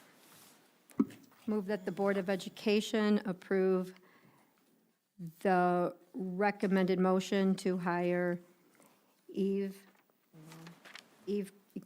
Calamari as the administrative assistant to the superintendent effective August 7th, 2023. Support. I'm gonna read them all. All in favor? Aye. Aye. I have a question. Oh, sorry. For discussion. What is the pay that is not listed on the motion? Oh, I'm sorry. It's in the contract, I believe it's 65.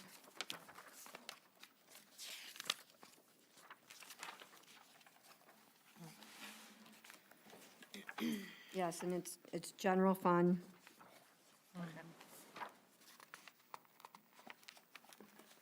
Yes, we keep talking about that, so. Okay, I can redo the motion. Move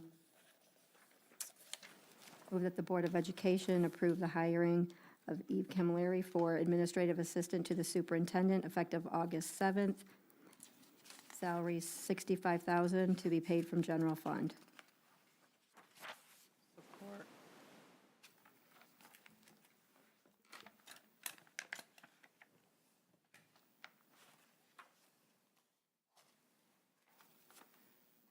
All in favor? Aye. Those opposed? Motion carries. Move that the Board of Education approve the hiring of Theodore Rick as District Enrollment Specialist and Data Analysis Analyst effective July 17th, 2023. Salary, I'm 45? $45,000 to be paid with the general fund. Is this a position that, oh, I'm sorry. Wait, so I move who supported? I'll support. Okay. Davis. Is this a position that was on the approved list when we did the new positions? No, it was not. So this is not a position that's approved? It's a created position, but not approved by the board? Right. Margaret, she resigned and went to another school district. But this position existed? No, this is new. That's doing her duties. I don't know. Whose duties? Moira, Morris. adult ed. She left to go to South Beach. What was her position? So she's an administrative assistant. She was an administrative assistant? Yeah. Okay. And what was her contract amount? Do we know? Mr. Brock? So it's a newly created position, new responsibilities? I just think the name is different because she does not have an administrative assistant. I don't know why it's called. Maybe that's what it's called if you're in, So would that be part of, right, would that be part of Local 64 then? she wasn't part of Local 64. She wasn't, Tammy? Oh, I'm sorry. Tammy, is she supposed to be? No. Okay. I'm just going to clarify, Moira Clay had the same title, to my understanding. She was not an administrative assistant. No, she hadn't. That's correct, right? That's my understanding as well. So when we brought in Theodore, he basically took over the same position as Moira did because she was leaving the district.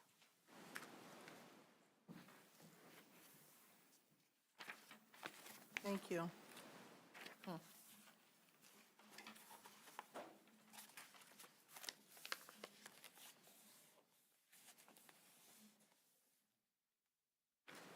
Let me see. I have Moyer's contract. Let's see. How many data analysts do we have in the district?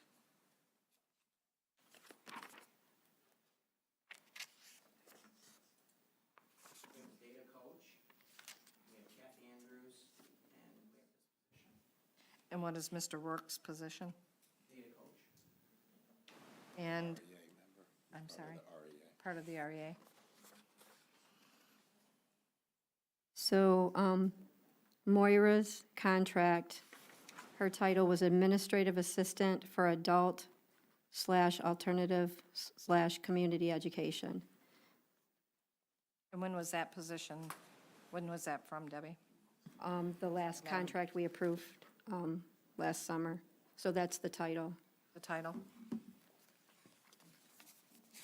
And do you know what was her pay Oh, I just put competitive it with down. this? Yeah, it was in that range, yes. Okay. I just put it down, but I saw the 40. So are we able to, do we have this posting? Does this posting have the same duties?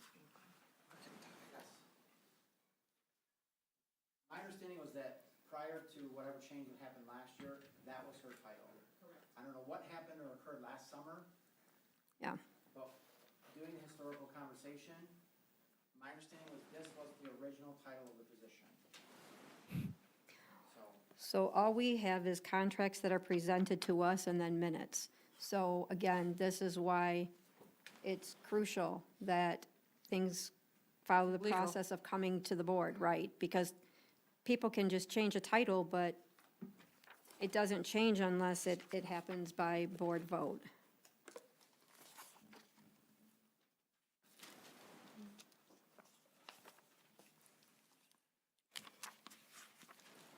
So I guess my question is, if we change this to an enrollment specialist, is someone then going to need an administrative assistant? No, I hear you. Why don't we just change this to take it back to what it is in all of our contracts and our minutes, to administrative assistant? Well, right. Because if it's the same duties, the title's irrelevant, but it prevents confusion down the road. Because down the road, when no one sits here any longer, and it's new people in these seats, they can think that it would be easy to believe that that's two separate positions. Dr. Gardner. Just want to provide clarity again from an adult education lens. So the position is, does additional duties to an administrative assistant. So one key piece is the mayor's system. So adult education is a grant-funded department, and everything that funds the department goes through the mayor's system. So the person must have expertise and data, and then also 75% of adult education is based on enrollment. So they must also have that expertise to assist with orientations, enrolling in the mayor's system. So there is some nuances which makes this position a title change. My understanding is that it was changed when Renee Gowen was the director of adult education. And I don't understand the board and when that happened because I wasn't here, but I can definitely speak to the name, the title was changed for Moira because she had to take on that load of the mayor's system, which is a huge piece of adult education. She also, although sometimes she didn't admit to it, she did also do administrative assistant duties. Now, I will say Theodore, our new hire, He's doing more of that, answering phones, calling families, trying to ensure we have our adult ed students actually in the program.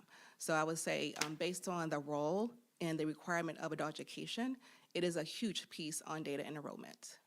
So I think that's why the shift was made for that position title. Okay, Madam President, for me, I understand, we understand, I'm going to say we, the board, okay, in terms of, job titles and descriptions and so forth. I think when things are being presented to the board, that we should have a crosswalk. And that crosswalk should indicate the current, the position that the person, or the title that it is in, and the ending salary with the proposed title and the new salary. And so when we're looking at this, this is considered the support to the summary, to the crosswalk. And so we're having in front of us, and some of these questions can be easily, the eye can look at it and move swiftly down the list where it's more clear. I think that would help us, because right now, we're flipping pages. We don't know if what's new and what's not in terms of the title and the salary. And you may very well have a substantial reason as to why, whatever, just as you just explained to us. But, so we're going on what you're telling us, and then we want to see it with the documentation. So if you would create a crosswalk, if you could, I think I'm speaking on, for clarification for the board, I think that would be very helpful moving forward, okay? So thank you for the recommendation. All right. This didn't even list the duties. It was Mr. Brock just shared Moira's signature in our email, and it does state, I just want to. Yeah, this is as recent as this year, 2023, and her signature is Data Analyst, Enrollment Specialist, Romulus Adult Education, and Romulus Virtual Attendance. Anybody can Or write the virtual title. alternative. Yeah. I'm just saying, for I don't clarity doubt though, that. People- but for clarity, that's the historical reference piece that we were given, so we can do the crosswalk. Right, yeah, right. So This we, is a so we're not full-year questioning contract? anything. We just need something for clarification when we're looking at, so we can just go right down the list. This is a 12-month position? So it should be title change, previous salary, but the new salary. Is Moira's If a it's a full-year year contract? or it's a contract. All of them were a one-year contract? No, no, Oh, I'm sorry. a one-year work, 12-month, 12-month position. What are we gonna do with this? You're saying.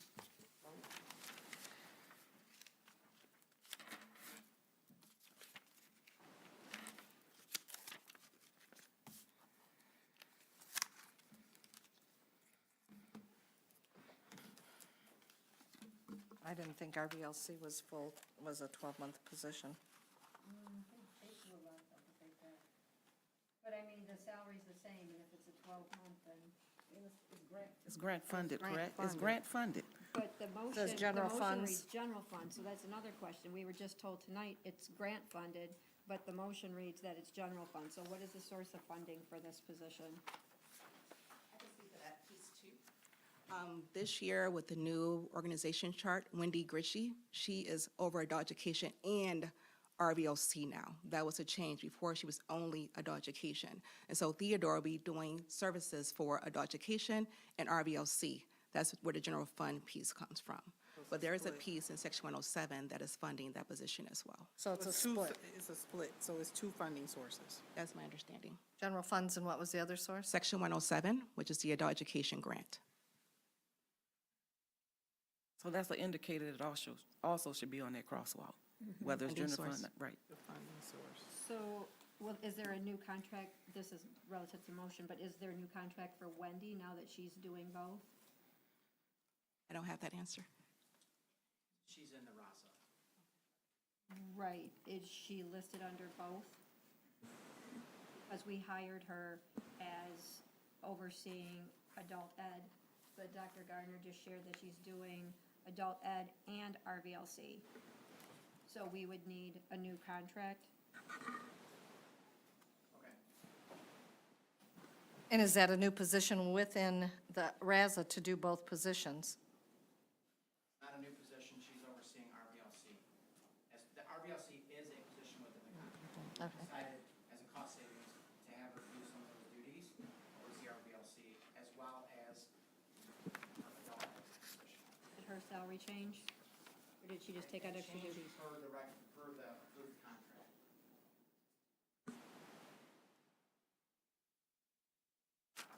We need to, can we get that May we get that too, President Wester, on the list that we have Wendy's current contract? Thank you. So we're finished with discussion. Can we vote, please?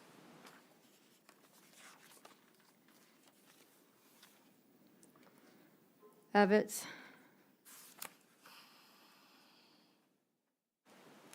Come back to me, please. Davis, Yes. Kennard, I'm going to say yes with the recommended criteria that's needed. that's what? Yes. And what was your, Okay, making sure that we have any additional information that's needed, providing we get that information. Yes. okay, because the motion is just to approve it, so that'll be a Yes. separate request. Okay, Laster, Yes. Piles, yes, Evans, Yes. Wester, Yes. motion carries. Move that the Board of Education approve the hiring of Kim Caesar, District Special Education Supervisor, 98. with a salary of $98,000. Support. Oh, I'm sorry, what's the funding source? Funding sources, general. General funds?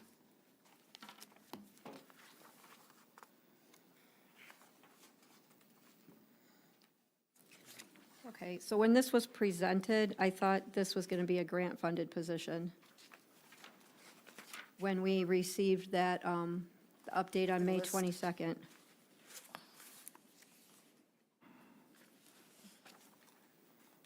Can we just get some background on why that changed?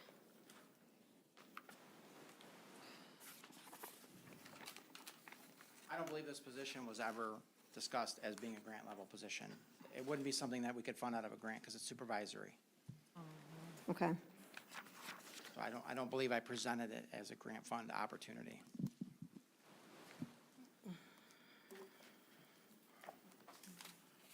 We'll look it up.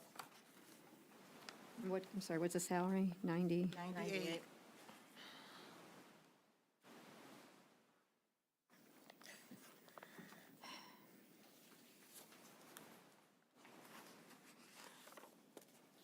Ready to vote?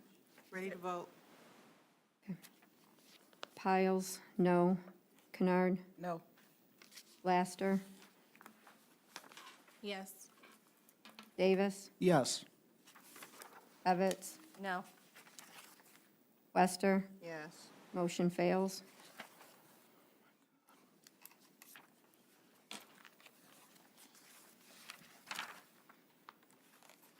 Can I go back to the previous motion for Theodore?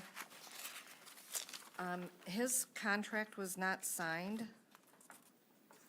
Ms. Camilleri's was, Theodore's was not. Any reason why his was not signed before coming to the board? We've had conversation in the past about contracts being signed prior to the board meeting.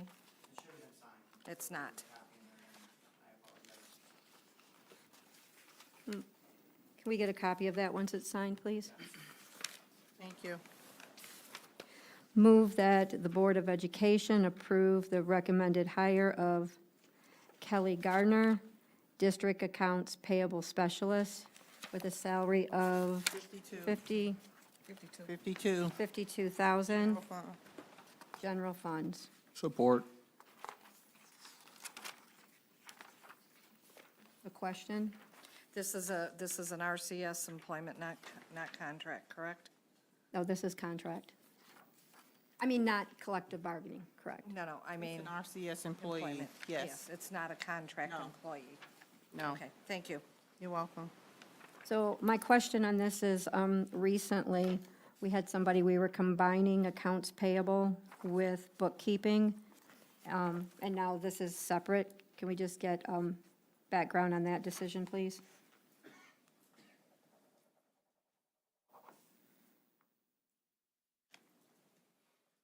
You have to say more about what your question is. I'm not sure I understand your question. We were just notified that a former employee was given the option to take the accounts payable / bookkeeping position as one one combined position. And now this is on its own, standalone, right? So why did we move it from 2 positions to 1? Because this person doesn't have the expertise in bookkeeping as the other person did. Okay. So we'll have to hire a bookkeeper? No. Not at this time. And what was the salary of the previous accounts payable person? Just because this is higher. It'd be Miss Lewis. It's 50, 52, 55. Yeah, She might be 55.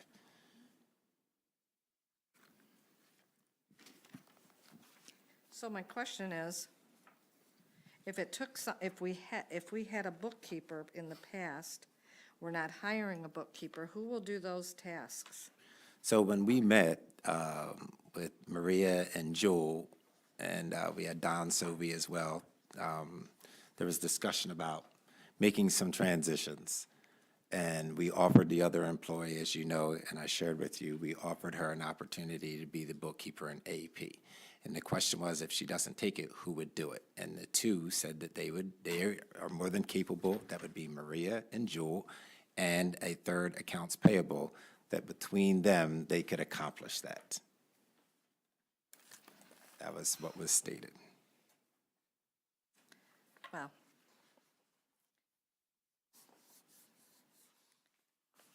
do you want to take it, Judy, or you want me to? Talk about it in a special meeting. Well, I thought we were trying to do away with contractors and bring in RCS employees. She is. So wouldn't we have a bookkeeper position for an RCS employee? At some point, I would guess yes. At some point, but like I said, finance department, it's hard to find people. So I have every intention, I would like to get people that are RCS employees. But if people don't want to come to the district, it's not going to happen. Let me just be direct on this now.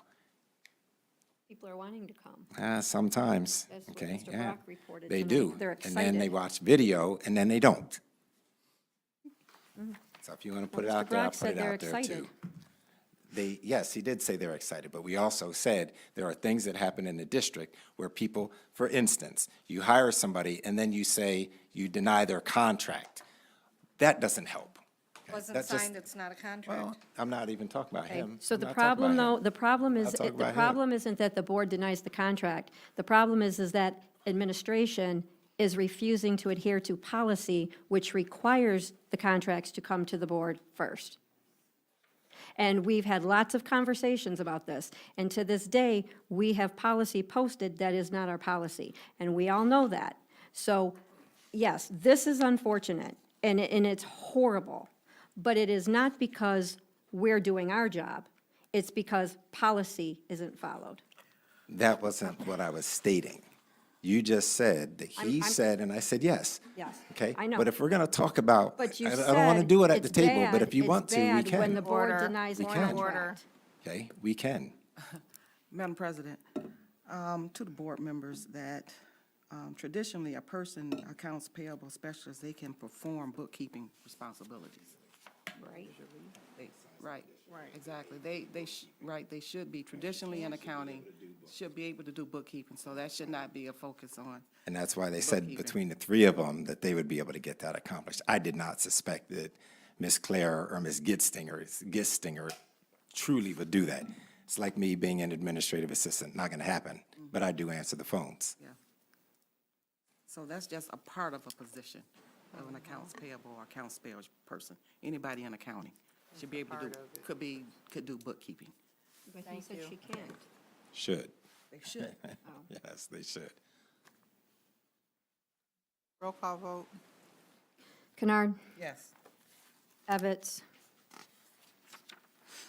Yes. Laster, Yes. Davis, Yes. Piles, yes. Wester. Yes. Motion carries.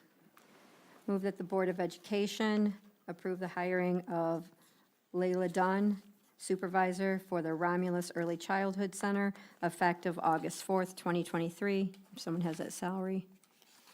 $80,227. I'm sorry, what is it? $80,227. In the source General fund. from general funds. Is there support? Support.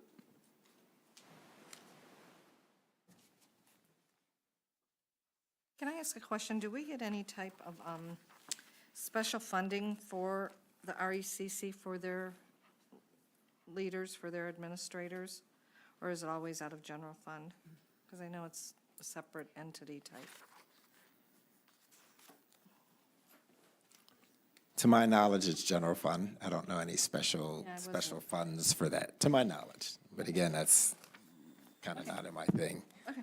You can prove me wrong on that one, but to my Oh, knowledge. that's a challenge. Roll call vote. Piles, yes. Davis? Yes. Laster? Yes. Kennard? Yes. Evans? Yes. Wester? Yes. Motion carries. Jason Westland. Move that the Board of Education approve the recommended motion to hire Jason Wesley, District Restorative Practices Facilitator at a salary of, 85,000 general fund. paid with general funds. Support. Was this one of the new positions? Yes, that we approved. Okay. Very good. Vote. Piles, yes. Davis? Yes. Laster? Yes. Kennard? Yes. Evans? Yes. Wester? Yes. Motion carries. Who supported that, Debbie? Davis. Davis. Move that the Board of Education approve the recommended motion to hire Alexandria Feltz, District Positive Behavior Intervention Specialist / Social Emotional Learning Coordinator at a salary of, 70,000 paid for out of, grant funding. Support. which grant is it? Is this Title I or another? So she will be partially funded out of Title IV, .4 out of Title IV, .6 out of Evans, Okay. 31. Thank you. Roll call. Laster? Yes. Davis? Yes. Evans? Yes. Piles, yes. Kennard? Yes. Wester? Yes. Motion carries. Move that the Board of Education approve the recommended motion to hire Mark, Whiskey. yep, what she said, District English Language Learner Coordinator at a salary of, 90,000. Grant funded. Do we know the grant source? So this one should have been dual grant funding. This one should have been general fund as well as Section 41. It's a replacement of another employee who has left the district and gone back to their home country. So that was already being funded out of general fund. Support. So it's a split? So is it an even split? So how? 0.5 out of general fund and 0.5 out of Section 41. Is this one of the new positions? this was not approved by the board. This is a new position that you did approve. We had someone in this position prior, and he left, right? He was here. Whatever, what's probably say, that visa, Right. special visa. That was that Right, special visa so we did a while at our ago. meeting, when the positions were presented to the board, Mr. Brock, you stated that at some point, we would need to have a position for an ELL person because our numbers were going up. You didn't state that the person was leaving and we'd have to fill that. You stated that you would be bringing to the board a position for ELL. Not a new position. Position was going to be vacated. That person had already been doing the position in the district. Right, so I guess I'm not understanding, then why would it have to be brought to the board to create a position? How many ELL students do we have in the district? We have just shy of 50, or just more than 50, just a little more than 50.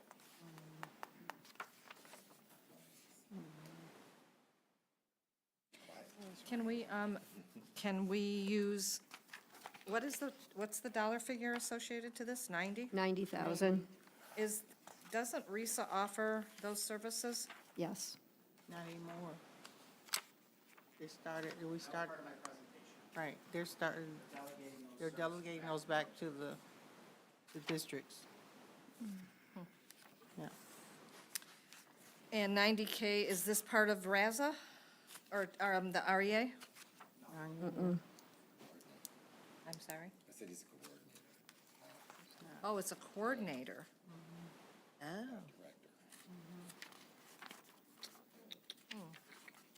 Then who does this coordinator report to? Dr. Meese. Dr. Meese?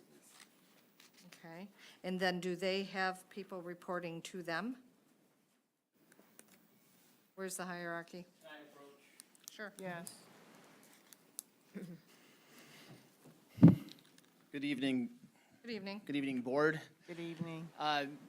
This person would work with all 50 students within the district and with their team. So working directly with teachers, helping teachers to tailor their instruction to meet the language needs of these students, working closely with families, helping families to get acclimated. Some of these families are coming to us with very little, if any, English skills.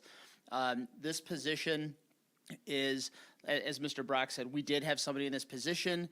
I don't believe their title was coordinator at the time, if I recall. I think that's why the position was brought to the board. We anticipated a need of a coordinator given the increasing numbers. And my understanding at that time was that individual who was previously holding the position may have been able to apply or may have been interested in applying. That was my understanding. That person is in his home country now. So right now, my concern is we have compliance. We have students with English language needs, and without a person who has the certification and the skills to work with, again, families, teachers, administrators, with specialized instructional strategies, I fear that we're in a bad position and we're not meeting the needs of the students who arguably need us most. So what you said was the person that had this position was not a coordinator? I don't believe he was a coordinator, and I believe that's Mr. why that Brock position confirmed was that. brought to, pardon me? Dan Scott was saying that that's how he was able to get them, because of H-1Bs, H-1. He was on an H-1 visa, yes, there was some, yeah, I'm not exactly familiar with that. That individual was here when I got here last August. But this is a position where the coordinator will need to be very much involved at all levels, elementary, middle, and high school, working with students and families. And what's the likelihood that this person is going to need an assistant? Not likely. Thank you. The person who held the position, were they a RCS employee or a contracted employee? I believe RCS. RCS. I was just wondering, I haven't seen the resignation come through on the consent agenda. It was this summer, he sent us an email. We knew that he was going back. He shared with us that he was going back to his country, but he did not indicate that he didn't intend to come back. While he was overseas, he sent me an email stating that he did not intend to return to the U.S. Thank you. All right, thank you so much. This contract is not signed either. Many of them are not signed that we have received. We do have a signed copy because I know that this individual came to the board office last week to sign. So if we can just make sure that we get a copy of all the signed All signed ones, all contracts. signed contracts. Thank you. Thank you. And moving forward, we'll just make sure that all the contracts are signed when they come in. We gotta remember, we're working with a little bit of a transition here. I have It's one, been Thank you like for this the months, information. I have so- one last question. What is the difference in salary between the person who previously held this position and the 90,000? If I remember correctly, about 15,000. 1.5? 15,000. Oh, wow. So we've hired somebody making 75,000 more. No. 15. They're making 15,000. Oh, okay, that's why I was like, what? This individual comes to us with more than 20 years of experience, also has a history of teaching AP classes with a high passage rate. He understands instruction, and I think that he will be a great asset to the Romulus Community Schools, not only in his designated role, but he's coming to us with a lot of additional skills, one of which is athletics.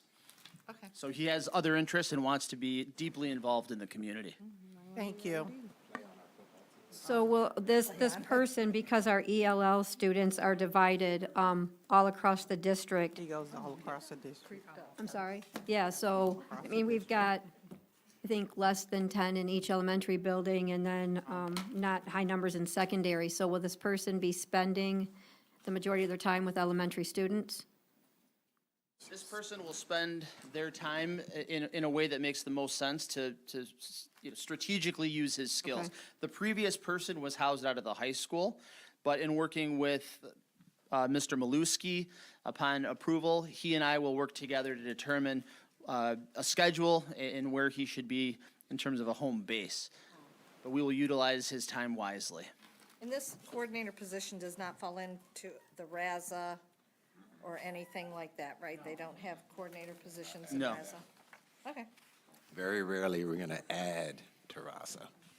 Just saying. Thank you. Thank you for the clarity. You're most Thank you so welcome. much. Also, the irony is that the other day, we had a student from Panama and his family speaking Spanish, and one of their first questions was, do you have an ESL program? And I was like, oh, your timing is remarkable. So that was good. I'm just saying. So thank you. But 3 days later, they said the charter school is 1 mile from their house. It was more convenient, so they went to the charter school. Okay. With approval, let Mark call him tomorrow. He's got to have, With approval, let Mark call the family tomorrow. Laster, Yes. Evans. Yes. Kennard, yes. Davis. Yes. Piles, yes. Wester, Yes, motion carries. thank you. What about the, Dawn Stewart? We removed her. Okay, so, Madam President, if I may, this district community assistant, was this on the list of approved positions on May 22nd?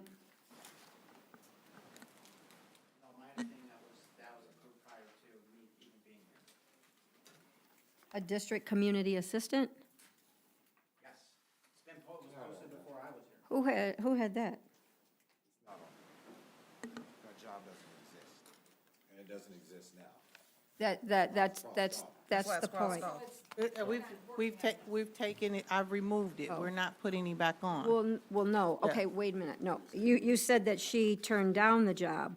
My question is about the position. This position never existed, yet it was posted. Yeah, it just happened. But that's not my point. My point is that this position has never existed. Not existing, community assistance didn't exist. Right. Now that we have community But Mr. assistance, Bro, we're gonna okay. need somebody to run the community assistance.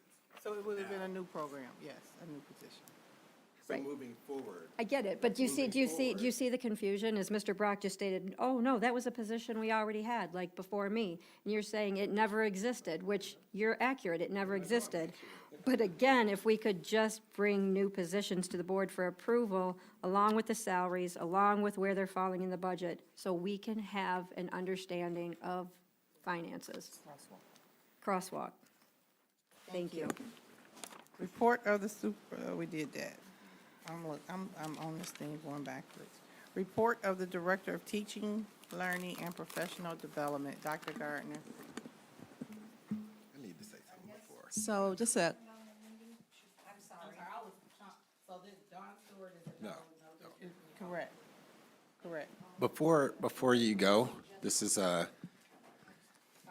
something that I think the board should consider. I understand wanting to have people's salaries, but I also know that people don't talk about salaries. They don't talk about it publicly, about people's salary. We're so ready to talk about everybody's salary. That's a problem, and that's a problem in a country that we don't do that. You don't talk about people's salaries. Maybe there's something that we can give to you where we're not just talking about it, because it can be very problematic when you have two people who might be doing the same job, just in general, and they're like, oh, you're making 50 cents more than me. And now that becomes a problem. I'm just saying that I think at some point there should be some sensitivity when we're talking about people's salaries. How to do it? I don't know. Is it important to you? Yes, that's clear. Let's figure out a way. And it goes back to what I said last week about protocol. Everybody has so much to say at the table, and I have asked numerous times to have protocol so we can avoid this with somebody who can work with us on that. I'm not equipped to do that. We need to do that so this doesn't happen. You can say, well, we've been saying it to you, Ben, since February. Well, how? I just got here in February. Okay, there are so many things that we have to do. This could be something that we move forward to say, yes, let's do it this way. Let's do it that way. I can agree to that. I'll be glad to agree to that. But I think that we should sit down and do those things. Not do it here, but do it where we can have this conversation about, this is what we need from you. This is how it needs to look. And then I'm like, no, I don't know if we, so that we can express how to do that. And I'm just asking that we can just, when it comes to salaries in particular, you know as well as I know, I don't have a problem with people knowing my salary. Don't care. You're getting a bargain. So I really don't care. But the reality is, when you talk about people's salaries, it's just that you understand. You Well, don't I want your can salary. say this, if I have the opportunity to get my board packet and look at it on Thursday and ask questions on Friday, there wouldn't be all this discussion. But when you get it Friday night, and nobody works on the weekends, and Monday everybody's wait, cramming, and everybody's cramming on Monday, it's So hard to get questions in. when you say that, have you ever asked why they're late? Have you ever asked that question? Because there's more than one reason why they could be late. When other people don't have their things together, it doesn't matter who it is, it holds it up. One person can, but I know you're looking at me or my cabinet, and it's not always that. It can be other people, and it has been other people at times that hold it up. I don't ever put out an email that says, well, you know, the minutes weren't done, or the minutes weren't available, or somebody wasn't available to send them to me. I'm not saying that's the issue, but there are reasons why that happens. And now we're transitioning to someone else, and then sometimes people are not going to move you forward because I need this document, I need that document, I need this document, and then it's like, ugh. So I understand what you mean. Now, in terms of people working weekends, I work weekends. I work all the time. I try not to contact other people. I just said to them, you need work-life balance. I cannot have you work on weekends. It's not fair. It's not even fair to me, so I decided I'm going to make some changes. I can't do it. Doesn't mean you can't send me something, but I don't want to spend 3 hours doing that. And that's all. I get what you're saying. I do. But also, this can go back to everybody saying something at the table. Well, I mentioned one-on-ones. There's 3 people that didn't even respond after several attempts. Well, you know what? We don't have to have this at the board meeting if we can have some one-on-ones. And you say, Ben, I need you. I hate Ben when you do this thing. Okay, thanks. Thanks for telling me. That's what one-on-one. If you don't feel comfortable with me, bring somebody else with you. I'm all right with that. I'm trying to move the district forward where we can start to work together. But as I said in our last board meeting, we need Dr. Phil here because our issues are so deep and they run deep. We can't get past them on anything. So I'm just asking if we can have a protocol meeting, we can talk about the things that you want and the things that I need as the employee. That's all I'm asking. Madam President, I just want Dr. Edmondson and the board to know that I did have a conversation with the board member, not with the president and the board as a whole, that there are some tools that the board can come to a consensus of using that'll make it where it is an operating tool where you can go in and look at certain, we can talk about this later at another meeting, in terms of we're working with how we used to work with what the need is now has changed drastically. And so there's something that could be used where it is user-friendly, where the board is continuously interacting with the superintendent, and as people go in and make their changes and ask the questions, we can keep a log, and all these emails flying all over the place now is in a central place. So that's one thing the portion I will be having conversation with in our meeting, and then bringing it back to the board on a couple of things. And so that should help us as a board in working with you. Okay, all right. I just want to do a time check. I have like 6 updates, including 2 presentations. I was given 15 minutes. Is that still? I have it on my phone. But 15 minutes is okay still? Okay. I just like to always check in. All right, I'm going to start the timer.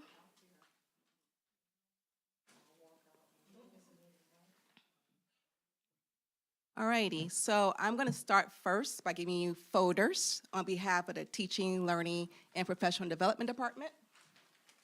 I have copies for you of all of the documents.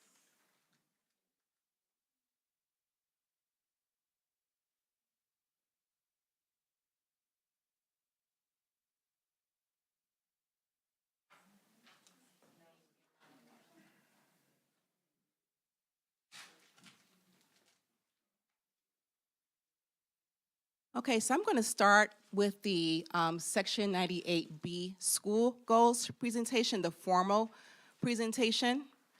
Before I start the actual presentation, I do want to address, I would say, some allegations that our district is out of compliance with Section 98B legislation. And I will start by sharing 3 steps on how our district is in compliance.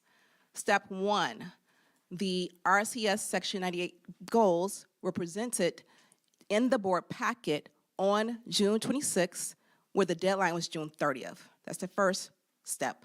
Step 2, the RCS Section 98B goals were placed on the district's website by June 27th.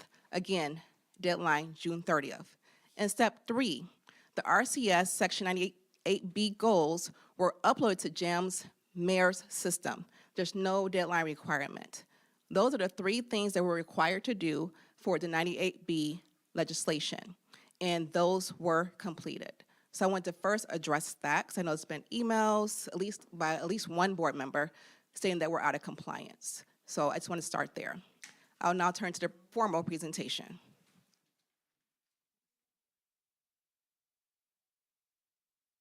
So, take the mic with me. On the first couple of slides, and everyone should have the presentation in your folder. The first couple of slides just gives you a narrative on what the targets were. So the first 2 pages, or the first page talks about elementary and RVLC, and it kind of basically names where we are or where we were in the mid-year and what the target was by the end of the year goal. The next page speaks to middle school, and then we go into our graphs. As you see, we have them disaggregated by grade. And what you'll see here is that we do see in some grade levels, specifically our lower elementary, we are seeing some nice size growth. You see here in kindergarten, and in the other grades, you see slight growth. As we get into our higher grades, grades 6th, 7th, and 8th, and actually in those middle school grades, we start seeing a decline. So that is something I would say that the TOP team is really doing a deep dive on how to be proactive in order to support our students, specifically in those middle school grades and also the upper elementary grades. Another slide disaggregated by the demographics. And so you see for African American is actually consistent or constant. There's no change here. Caucasian Americans, we had a jump up to 35%, and the color coding is the red or the brownish colors are fall NWA data, winter is the blue, and our spring, which is the end of the year data, is our orange color. And so right here, you see this is talking about how the various demographics did in regards to the map reading. And one thing I'm very excited about is, again, really ensuring that we have a guaranteed viable curriculum in reading for all of our elementary students and also our middle school students. I do believe that's going to impact our data in a very positive way. That's key. And so we definitely have work to do here. I want to lift up, I know Dr. Meese left out the room, but our special education is another area we're going to work closely with that department to ensure that we are working hand in hand in supporting those students. You have mathematics, me being a mathematics person. You see the data is, again, at the lower L, we see higher. And as you see, as you get higher in elementary and into the middle school, we have some very low numbers. And so we have our new mathematics and science specialist, Krista Saylor, who has a background and expertise in mathematics and also science. So we already have identified some strategies to really help our mathematics teachers to increase the data. Demographically, you see the breakdown here as well. So that is our formal presentation of the Section 98B goals. Yes, question? I'll go back. Which slide? So I do have a question. Oh, the NWA map reading. It went away. That's okay. So I see that there is economically disadvantaged. Can you give me a definition of that? And also, where do our transient numbers come into play? Because we do have a large transient enrollment. Great question. So the economically disadvantaged is based on the socioeconomic status of the family. So there's actually a specific data point that we look to see other students, again, it could be all races that actually fall within that category. And so I have to actually, I can get back to you with actually data, the metric for it. Economically, I wonder, we have a full, free lunch program established, is that? Yes. So how does that differ? How does that classification fall into the free lunch, free meal stamps, actually? Right, I want to check into that, because like it was stated, we have about 90% that's in the free and reduced lunch, so I can check on that. That quick, yes. So high the district qualifies for it. Yes. And then the next question is, so what you're saying in these graphs is that in grade 8 in math, only 3% of our 8th graders in the spring are at grade level? According to the NWA MAP targets, yes, which is why it's definitely a concern. And one thing I appreciate about Mr. White, he is very aware of this data. He's already shared with me his presentation he's going to present to his staff about the state of the data at the middle school. So we're looking forward to working with Mr. White and his team to help in regards to the data there. And another thing I want to lift up, and I'm sure the leadership would appreciate it at the middle school, that substitute issue at the middle school when we had them in our core subject areas really hurt us. And so I'm very happy to hear from Mr. Brock that we have certified teachers in those classrooms, specifically in middle school, because we are a targeted support school, meaning if we don't make the gains that we need, they can become a CSI school. We don't want that to happen. So this is critical, and it's actually a sense of urgency at our middle school regarding our data. So your middle school grades are the average of the grades of 6, 7, and 8 then, that graph? Yes. And then you've got special education and not special education in these. Why would you say special education and not either or, which would qualify for everything else, right? Or Yes. why would you have a not special education classification then? With the demographics, we have to ensure we meet all of the various demographics that are identified, but I want to check on that as well. I don't have that answer, but I can check into it. It makes sense. You have a special education classification, but then everybody else should be, but you only show 25%, and it's not special. The numbers are just skewed. I can check on that. So those are two things I would definitely follow up and send through Dr. Edmondson for you. All the sense in the world that you have a special ed population and you want to disaggregate them from everybody else, because you need to know how your special ed students are doing, unless I'm missing what you're saying. But then if you have a special education that's 7%, non-special education should be 93. I see what you're saying. I definitely need to check into it to see what it. If you're going by 90, if you're going by 100%,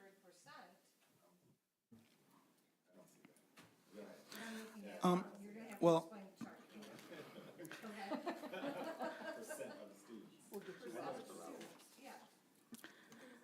well, I'm no expert in charts and graphs. I'm just a music education major. But from what I'm looking at, this is just regarding the percent of students meeting the district map grade level score. So the way I'm reading it is that 7% of our special education students are meeting that goal. And then our non-special education students, 25% of that demographic. Yes. Yes. Yep. And I will thank you, and I will confirm it to ensure why it's specified on the actual graph. Any other questions? Yes. Yes. So, to my understanding, NWEA is an indicator on how our students are progressing, whether it's increase or decrease, based on our plan, correct? Correct. So then my question is, MSTEP, that's a statewide test. Yes. So they may be increasing within our plan, but how is our plan parallel with the MSTEP to ensure that our students are progressing. They may be progressing on our plan. Correct. But how are we gauging that plan, this plan, so that our students we're bridging the gap in learning and achievement? Because we've been talking about this NWEA since I've been on the board. Okay? Yes. Saying the same thing, saying that they're increasing, saying that we lose a loss, and, and what have you not, okay? So we're talking the same thing, and I've been on the board now for, 7 years? Okay, so my question is, with what you're presenting and what you know, what are we doing with this NWEA in terms of bridging that gap so that our students, we're showing some progress? Okay, what's happening there and what are we doing? Yes. So one thing, actually, I'd like to bring your word, crosswalk. So that crosswalk between NWEA and MSTEP, NWEA is supposed to be a predictor on how the students will perform on the MSTEP assessment. But the next presentation that I have speaks to the MSTEP data, and we don't see, it should be a correlation, but we don't see it happening. So what we're doing is we actually are having monthly MyKIP meetings with all of our schools to talk about their data, to see where the gaps are, and to develop a plan on how we're going to ensure we meet our targets, because we have targets for a reason.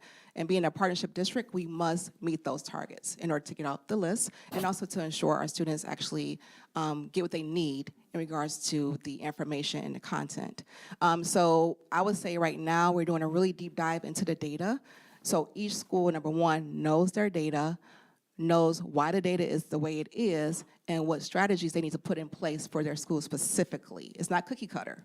So Scott Rourke and Janelle Edwards, our supervisor of professional development, they lead those meetings.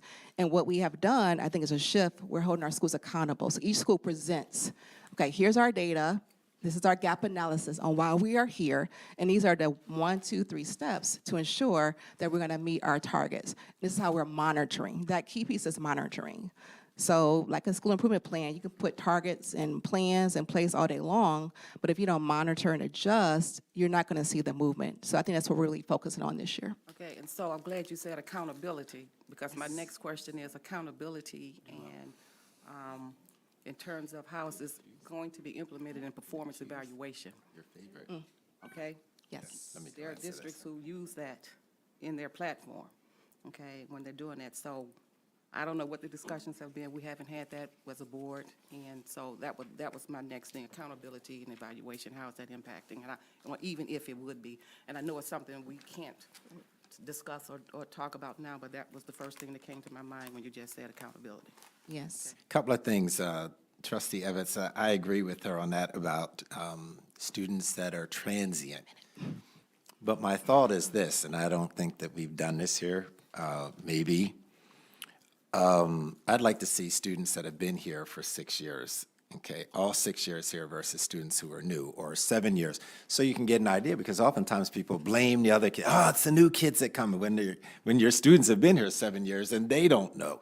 So that would be disaggregated as well. I look at that, and it's always troubling to me, because the first thing that stands out to me is there's an achievement disparity. I mean, and we don't have many Caucasian kids in the district overall, and they're still outpaced. African-American kids getting outpaced. Look at the Hispanic. Yeah, that too, and I don't know how many I don't know, it says percent of students, but there might be 8, but still, the 8 students are doing better, so that's always an issue, particularly in an urban, well, I say suburban, across America. It's definitely an issue. You look at the MSTEP, it'll probably mirror that. The MSTEP should or likely will mirror that. The thing that I like about the NWEA is when you talk about accountability, there should be from the fall to the spring, or from the spring, and I said before, you shouldn't do fall to spring, because anybody can move a kid up from fall to spring, particularly after summer. I can move a kid. If I can't move a kid from the fall to the spring, I should be let go. But I think from the spring, what you need to do is check from the spring to spring. If you do spring to spring, then you're looking at one teacher, and then the next teacher that gets them. But that's something that would have to be over time, okay? Just saying. When we talk about instruction, I'm good. Finance, I'm quiet. What about the homeless schedule or classification in here too? Because transient and homeless are completely two different things, and we do have a large enrollment with both. And I guess my question would be, what would qualify for transient and what would qualify for the homeless in this? That would be I think that would be an interesting classification to see. And what's the longevity of a transient enrollment? Are they here for the month of October when the test is it taken in October? Whenever it's taken, okay? Or are they just here for that month?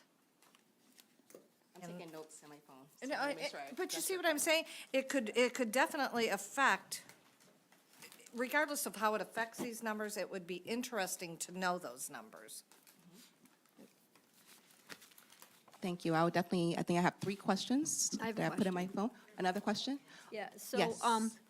when we look at our data, our grade level proficiency, as measured by NWEA, has been and continues to be very low. And on the M-STEP, it's even lower, because students who are proficient on NWEA are not necessarily proficient on M-STEP, because the M-STEP's a higher level. So what is the plan for 23-24 to monitor growth and proficiency? And how will it be measured, how often, and how often will we get updates so the board can allocate resources where they're needed? Great question. So one thing, and I'm actually at the end of this presentation, and I can talk about it now, what we have, and actually at the request of Dr. Edmondson to our data coach, Scott Rourke, we have student profiles. So every single student in our district has a student profile that talks about academic data, their academic data, suspension data, chronic absenteeism, any SEL data. And so basically it takes me back to a book I read in graduate school, putting the faces on the data. We're not going to move the needle until we know how each and every student is doing in our schools and prescribing a specific plan for those students. So a part of my presentation at the boot camp is to talk to the principals, give them their folder of all of their students, and expect and require of them to have a plan for every single student. In addition to that, we also have data dashboards for each of our schools that include achievement and growth data. We're going to monitor as a TOP team during our principal meetings. We can definitely bring it back to you. I'll speak with Dr. Edmondson how often he wants me to do that. I can present every month, actually, if I need to. But we have a plan. The TOP team, we've been planning rigorously, and that's one thing that I asked my team. How do we determine the success of the TLP team? It's through improvement in our student data. And so that's something that's really at the top of our priority list to ensure we have a plan to monitor. And a huge piece of that is professional development of our teachers. You cannot move data without having a high-quality teacher in front of that student. And so we have a robust PD calendar for the entire year already planned that's going to ensure that each of our teachers have the PD that they need and that we go in and monitor what we expect from them. We're going to inspect what we expect on a regular basis. So that plan, I believe, again, it may not be humongous growth or humongous achievement, but I expect to see some movement in regards to our data. And I'll be happy to report it to the board whenever you want me to. For third graders, how many third graders in the district were identified for retention? And then of that number, how many were actually retained? So retention, that's a whole nother, see Dr. Edmonds? I mean, just how many were identified? Identified. So Identified. I have to get that data for you. Point Yes. to us. He sent it out to us about how many. To my list. But in terms of retention, that's a conversation that I know I addressed. I said we have to have that conversation. Can we as, get that just as a board to know how many were identified? So we How have many an students were idea? identified for the third grade? yeah. Sure, through Scott Rourke. And then So you, that's Scott Rourke. yeah. And how many students were identified, third grade students were identified for retention? And Dr. Edmondson, you were talking about how a better measure would be from spring to spring, because you can see how that teacher, how individual teachers had done with instructing students. So The TSDL that was recently due, where it matches students with teachers, and we can measure we can see students who thrive under some teachers, not the other. Have you looked at that data, Dr. Gardner, to figure out if there are some teachers that you can see trends where they're delivering an instruction that students are absorbing and performing, and then others who aren't? Not at this time, but we can definitely make sure we look at it. We have a weekly TOP meeting, and we talk about data each meeting. I can definitely add that piece. I think that's huge, because we want to differentiate the Right. PD we provide to our teachers. It shouldn't be everyone get the same thing if you don't need it. Yeah. I So think thank it's you the for bringing that TSDL, to our right, that has attention. that. Okay. Any other questions from the first presentation? And I'm going to go through this one. 15 minutes per presentation? Mine, I'm at that time, but Her My time been presentation's up. 15, the questions are more. Questions are Should I 15 pause? minutes in themselves. so I've been over 15 minutes. Should I pause? Keep going? Sure. Okay. We're here All right. till 1 o'clock. I like to always check. So one thing I'm very proud of, our TOP team, we had a retreat last Thursday. It was dynamic retreat. At the rack. Who said you can't have a retreat? No, why aren't we having a retreat? Okay. Yes, so I would say one outcome of our retreat is that we develop a TOP mission. I believe it's very important. In order to move forward, I must know, or we must know, what is our goal as a team.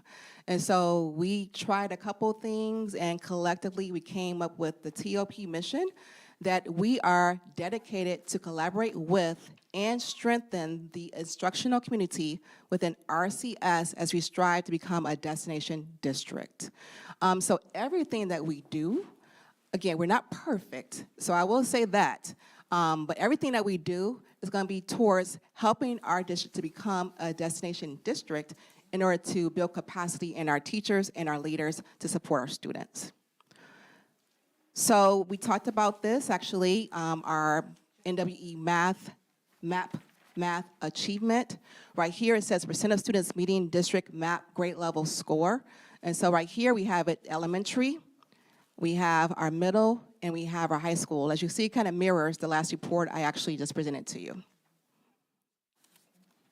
Here's our growth slide. So this is no longer proficiency, we're talking about growth at each of our grade levels. And again, this is the trend. Elementary, we're doing pretty good work, but as we get down, you see we have a huge drop, and then we have to inch back up to high school. So we must address that transition. Then we have the same thing, NWA reading. Here's the growth. It kind of mirrors the same, it mirrors the same as I showed previously. And I just talked to, If you go back just, and we're not here to discuss it. But the one thing that I always look at is what is going on to have that kind of drop? That's such a big drop that something has to be going on. You can talk about teachers if you want. You can talk about what you can't. Not supposed to, but No, I mean, it's just To you afterwards. proper protocol. We'll talk to you talk to you, but afterwards. yeah, we did, nobody, right. but we've had people I didn't know we did. jumping in. I said the same thing. I said, we didn't do it. I missed it too. I missed it. But my point is, those are the questions that you have with the staff. And, you know, being a former teacher, people take it like, they get very upset if you say that they're not teaching, but you look at that, and then you'll have the blame game, that the middle school will get blamed, and they don't feel like they should get blamed. And I'm not saying that they should, but something happens. And, you know, there's other things that you can talk about. Seventh grade phenomenon is real, what happens. So there's a lot of things, but there's a discussion right there. That's an easy discussion. Like, what's happening? What's happening? and one thing I'll share is one thing I'm really promoting with our middle and high school is that vertical alignment. So whenever I talk to Mr. White about his data, my question is, have you told Principal Petty? You already know what students who are struggling, they're going to the high school. He should not be blindsided by this. And so we're actually putting in place those vertical alignment meetings so that the elementary principal can talk to the middle school principal. The middle school principal consultant can talk to the high school principal. So we're going to make sure everyone knows and can be proactive about those strategies when they get those students. That's another thing that we have not done as a district that is critical to ensure that we're working together to improve and become a destination district. Yes? Could the number be dropping because of athletics. And That's one of the reasons. because of sports and other things that are being offered. So are our top students leaving because at the middle school go on to other avenues? It's very possible. It would be interesting to see that Yeah. number of if the high achievers are the ones leaving. Okay, right here I just have some strategies that we, as a TLP team, is going to work collectively with our teaching staff in order to improve our data. I'll let you look over that at your leisure. And then attendance data. Right here, this data reflects our chronic absenteeism data. Right here, you see we have 12% severely chronic, 31% chronically absent. We have 57% dissatisfactory. But as you see, we have a nice size of our district that are chronically absent, and we need to definitely address that piece. If the students are not in school, they are not learning. And so that's why it's so important to work collectively with our community liaisons in order to ensure our students are actually in school. Yes? How many of these chronic absences or severely chronic absences are are associated to canceled bus routes? I don't know if Bill has the answer. I don't have that answer. Chronically absent is 18 or more. So this district has had this problem. It's a problem across the country. So it's not, we can't look at that and say, oh, what is going on around us? Even though I do. It's happening everywhere. Particularly after COVID, it's far worse. I wouldn't say it's that. I think there are other mitigating circumstances that have an impact. And now that we, thank you to the board, approved our community attendance folks, I think we can get a better feel for why some of these things are happening, because the goal is not to get parents into court about truancy. The goal is to find out what's the issues and how we can help them resolve them so we can get to school. So I think that's a very good question. We'll be able to find that because now we have the people to do it. We have the personnel to be able to go out and ask these questions. Or if you're like, hey, could you find out? Sure, we have the people to do it. Right. 'Cause But those numbers we are. did have an extremely large amount of canceled bus routes. Yeah, but that might be a factor, but that's not the factor. What I would say on this is, right, I would say on this Because it that was the same run. when I look at that achievement data, that's one of the critical things I go to. You can't be a high-performance school if kids don't come to school. And then if I'm a teacher and I'm teaching my heart out and kids don't come two times of the 5 days, then when they come, I have to go back now and reteach. I never get stuff done. It's just a cycle. And thus, 3 phone calls over the weekend from the superintendent. Did you answer? Did you answer? Dr. Gardner, like no names, just like numbers. In the district, after last year, how many teachers and administrators do we have district-wide that were not at least effective and are on IDPs? I think that's an HR question. I don't have that answer.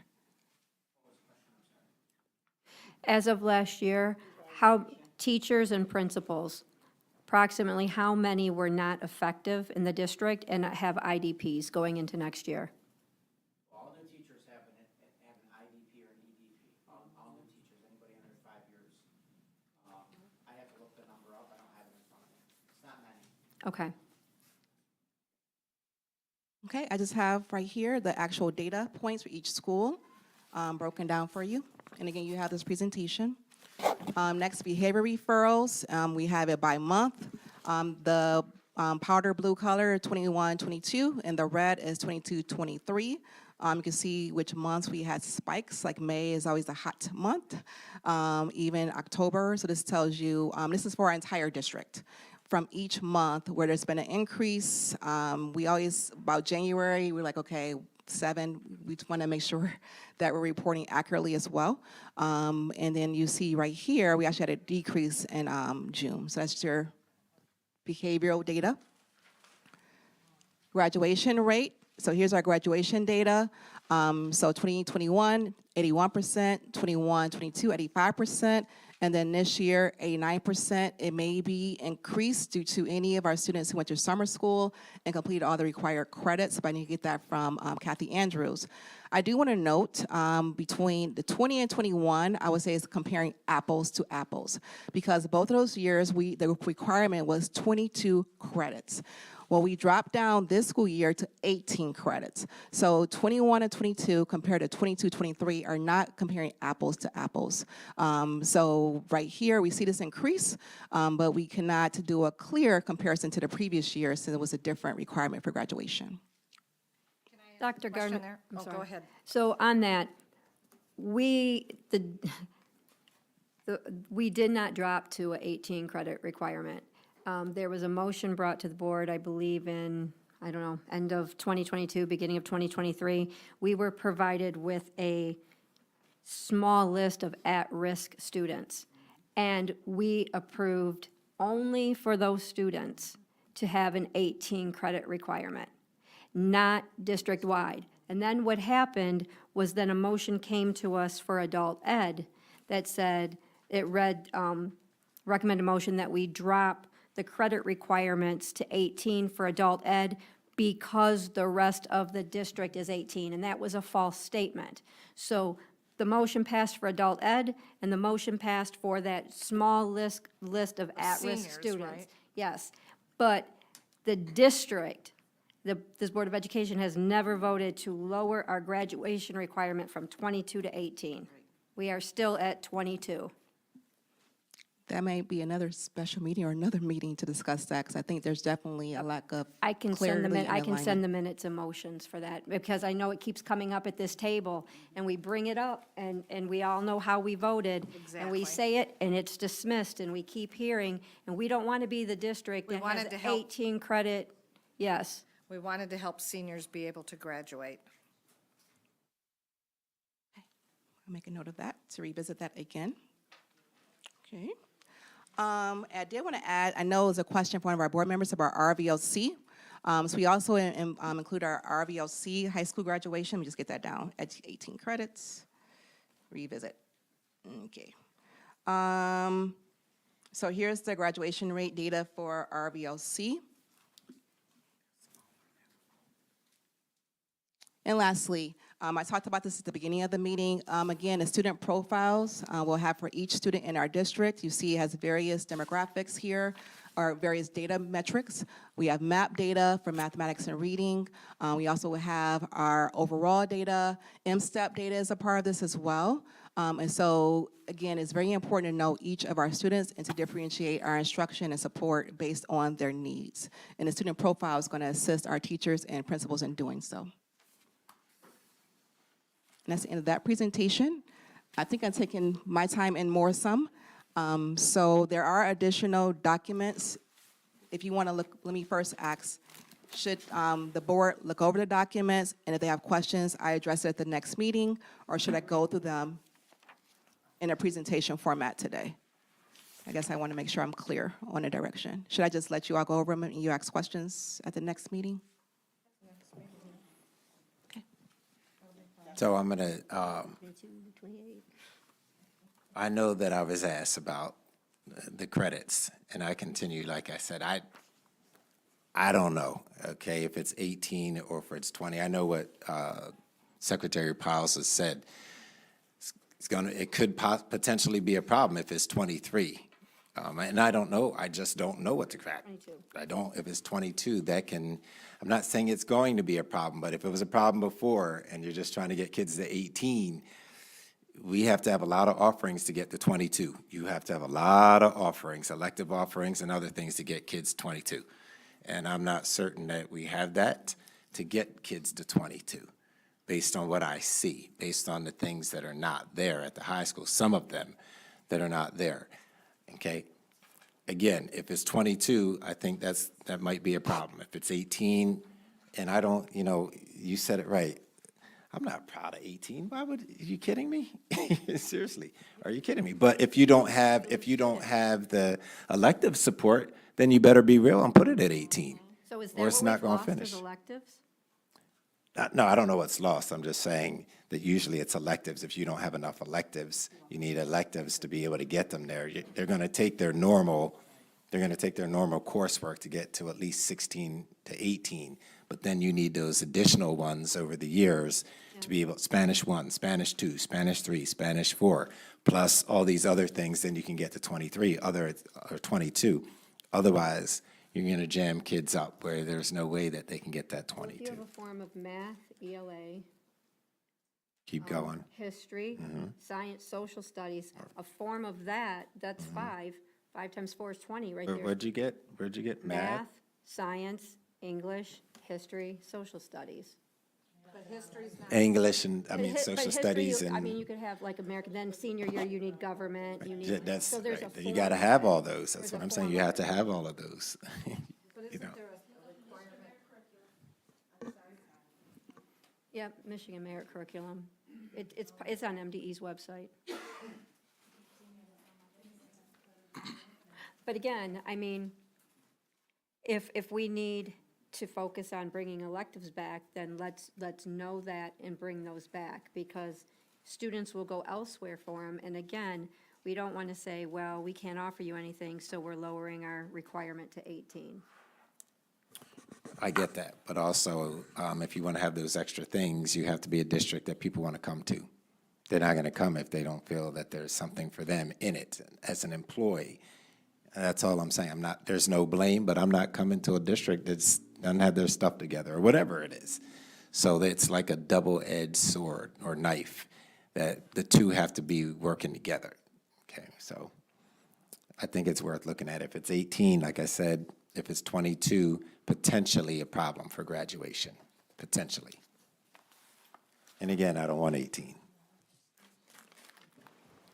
Thank you, Dr. Gardner, for your presentation.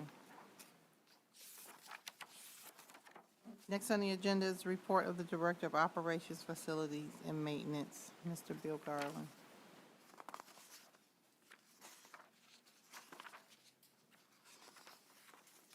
Good evening, Board.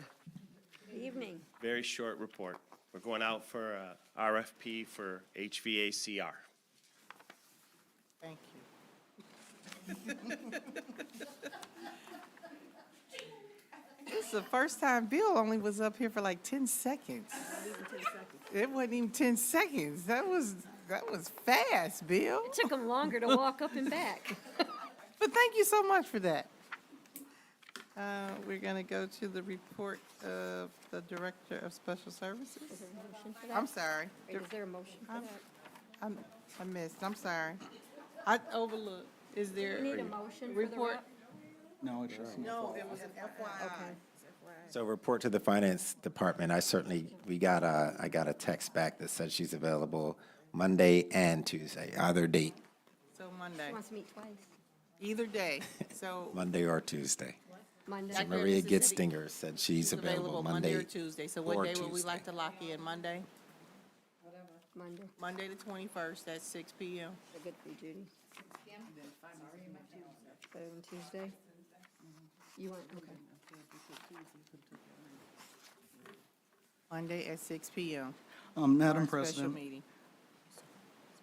I just had a question. What was I can't remember who asked it, but what was the question about the annual loan revolving fund application? It asked when the due date was. The due date, okay. And we said we're tabling this. This is what we're discussing on Monday. Okay. It did Say say. August Right. 1st to mail in a copy. We don't know if it has been mailed in. That's. Okay. Yeah. Thank you. Report of the Director of Special Services. I'm sorry, Madam President, I have a question. We had an action item for the RFP for security, but the RFP for HVAC, don't we need an action item for that? Anytime something goes out for RFP? We took action on security, we'd also need to take action on this item. Did we take action on security or was that Yes, just? we did. We voted to put it out for our, authorized. and we voted to put food service out, today. so we need an action. Thank you, Madam Secretary. Can you please read a motion? Move that the Board of Education authorize administration to put RFP for HVAC. Support.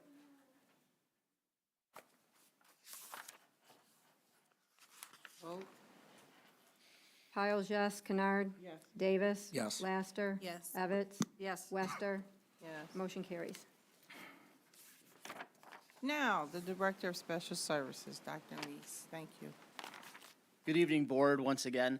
My report is rather short in length. I just want to let you know that for this coming school year, we have 6 social workers for our district, 4 special education social workers, 2 general education social workers.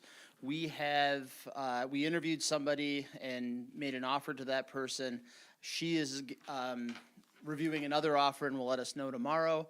And we are holding another interview on Friday. So I anticipate having a full roster of social workers for our students.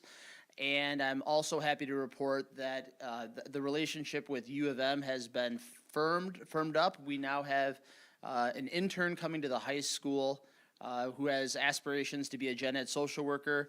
He will be in the district 2 days a week under the supervision of Shantiqua Spencer. And we also have an individual named Evelyn who will be in one of our elementaries also for 2 days, supervised by Shantiqua Spencer as well. So I'm looking forward to that relationship with U of M and what might materialize in the future. I also want to take this opportunity to respectfully beg you to reconsider Kim Caesar for the position of supervisor. This position was approved by the board back in May. We've been in communication with Kim Caesar since June. She comes to us highly recommended from her school district. She is well respected at Wayne Risa, and she would definitely be an advocate for our kids, and she will help to continue to transform this department. Under my leadership, we've done very well with procedural guidelines as they relate to IDEA and Michigan Administrative Rules for Special Education. I want to get into the substance. I want her to help shape instructional practices. I want her to sit in on IEPs. I can only attend so many meetings. We need an additional person in this district to be at the table for what is arguably a life-changing meeting for these students. Think about this. At the high school level, we're talking about who gets a certificate of completion, who works toward a diploma. The earning potential is incredibly different between these two. And again, I'm not asking for assistance because I want help. On behalf of our students, I'm begging you to reconsider. Thank you.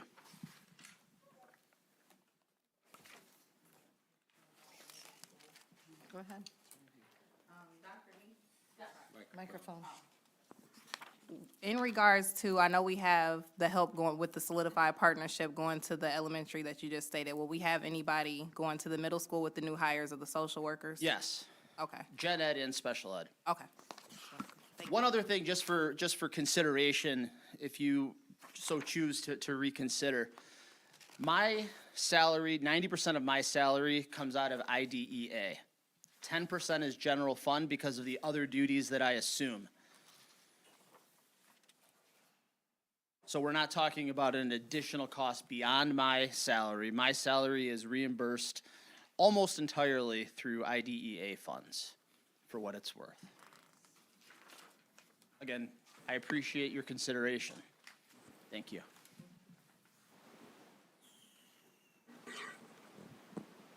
Mr. Brock, I Can just have a question, and maybe Mr. Brock. Now that Dr. Mee says, he's talked about the funding for his salary and things of that nature. So with this position for Ms. Caesar, is any of that a dual funding, or is it all 100%? And that could be, because it's not written down here in terms of if it's dual funding or not. But, so just explain, I just need that way we're all clear. So I'm safe. I always try to say general fund if I don't know. If there's an opportunity to put it to 31A at risk, then we would do that. Because I do know that we have some carryover funds from this year that are unallocated. I don't know what that number is.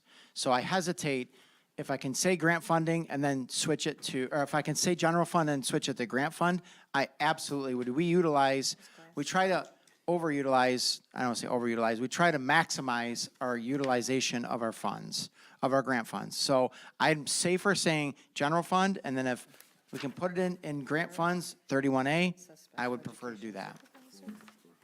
Kim? Madam President, Kim? Caesar? the motion that carried earlier, is this something that we could bring back for our Monday meeting? Her position. So Reconsideration, and that'll give our Human Resources Director the opportunity to see what he can do in terms of the funding. Just give us time to. And I also have something that I just noticed. The motion says that is a special education supervisor. However, the contract is written for restorative practices Right, I saw facilitator. that. okay. Yeah, so that'll give him time to make those corrections if we can bring it back on Monday. Is that Monday. sufficient? We can bring it back on Monday. Okay, all right. Thank you. Director of Technology, Mr. Adam Dennison. Come on, we want to hear from you. Okay. Okay, thank you. Okay. Okay, thank you. Report of the board subcommittees. We've already, the finance already made a statement earlier, but since we got notification that the director of finance will be here on Monday, so Portia and I are available the next day, Tuesday, 6 o'clock, I think, if that's okay with her. And if any board member wants to attend, we're going to do this in person, the first meeting, and after that, we will establish, Yes. you know, if it's virtual, whatever. So if you have any questions, board members, or anything that we need to bring to the table and have that discussion, please get it to me Okay. through email so that we can have a list of things. So And you just have to confirm for so- her for Tuesday. Right, we just have to Okay. confirm. And the thing of it is that this meeting, 1 hour, So are we doing okay? I'm 1 gonna hour, send you my questions. right? Okay. Madam President, as board treasurer, I just wanted to request if it was possible that I be the third person to sit in on this finance committee meeting. Sure. Any board member can sit on the committee. As long as we don't have a quorum in terms of, I think in our governor's meeting, speaking it over. So, but if we have more than 4, then someone would have to drop No, off. when a fourth person shows up, one person logs off. Well, it's in person. This first one it's is in in person. person. Okay, First then. one is in person, and so So our if- trustee is saying he would like to be the third. So if there will be 4 or more, you can post it as a meeting. As an open And then we can all be there. So I guess we just post it as a meeting just in case. Okay, but Okay. note that It's your just an presence there, the informative fourth, meeting. you're just observation. You have to just here filter for your questions observation. through, you filter your questions through Yep. the two members on the committee, which is Finance myself. Sounds Anyway. good. Okay, all right. Thank you for can you- clarity. What's her name again? That's E. So E, so can that be put out for? Just send her posting? email. We'll send you an email. Just send her email for the posting. For the posting for the finance committee on Tuesday at 6 o'clock next week. Thank you. Report of the board president. Everybody's gone. I just want to thank everyone for coming out. I hope everyone has had a wonderful summer thus far. Kudos and hats off to our administrative team, Dr. Edmondson, getting ready for our upcoming school year. The hard work, the time that goes into it. Welcome to Ms. Eve. Welcome to Romulus Community Schools. That, you know, I thank Ms. Carol Bells for the time that she stepped in and has been here to assist in getting the district to move forward and to help out in the office. Board members, I thank you all for coming out. We're going to work on getting these packets so that we can get information done, so we can actually start to move things along at the table, and, you know, so that we are looking more as a unit and a team and not decisive and, you know, like we're just nitpicking with one another. It's been a long day. No, I don't mean, it sometimes from the outside looking in, you know, but we just want to make sure that we're looking together as a team, not meaning any harm with that. And congratulations on your daughter being married this past weekend. So I'm ready to move forward. So, Darcel, do you have anything? I'll keep it very short since I can't even see across the street anymore. Dr. Edmondson, you know I appreciate you all day, every day. Mr. Brock, Dr. Meese, Dr. Gardner, I appreciate you and the work that you all do on a daily basis. And tomorrow morning, I am so excited, but so terrified of getting up before 7 a.m. for this golf outing. It has been a pleasure to work on this golf outing committee, supporting the students in our music department. It's been long days, long band booster meetings, long golf outing meetings, but I'm excited. Thank you. Thank you. Trustee Laster. Thank you, everyone, for coming out, and welcome, Eve. Trustee Evans. Same thing, welcome, Eve. Thank you for the introduction, very professional, very nice to have somebody work together with us. I appreciate that. Thank you for coming out, everyone. Hey, Bill, nice short Presentation, real good. presentation, that was really good. Trustee Kennard. No, I would just like to thank everyone for coming out. Most everyone has left, but we had a very informative meeting today, and we were able to discuss and talk some things over, and I want to welcome Eve. We've had some correspondence since she's been here, but she's very thorough, and happy to have your work skills aboard. Thank you. And to those who presented today, thank you for the information. Secretary Piles. Again, yes, welcome, Eve. It is really good to have you here. And thank you to everyone who presented and also all the work that has gone on through the summer. Especially, Dr. Meese, I want to tell you, thank you for the work on getting social workers. This is the first time in a long time that we've had enough social workers and also had them for our gen ed students. And we've been wanting it, and you got it done. So thank you so much, plus the interns. So, yeah, thank you for that. One more thank you and one more welcome. I want to welcome all our new staff that we have brought on. They may not be here, but we need to put a shout out and a welcome to them for coming on and joining our RSC staff. And motion to adjourn, Support. 9:23. We're not having the closed session? We have a closed session. Oh, shoot. I sure Rescind skipped the that. motion to adjourn. I rescind the motion to adjourn. I'm sorry. Or you want to do it on the 21st? I didn't even look. I overlooked that. I'm so sorry. They were here, so do they need to be here? But the one thing is, we don't have the lettering go into the motion. Sure don't, we don't have any of that. We don't have anything. 21st?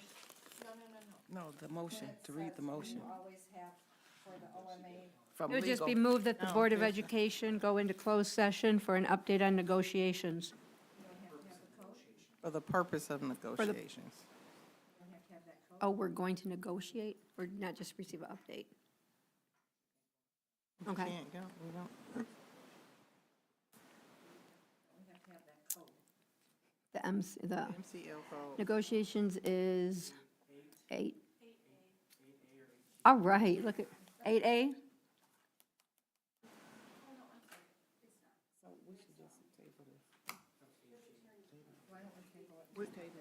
We're going to table this till Monday.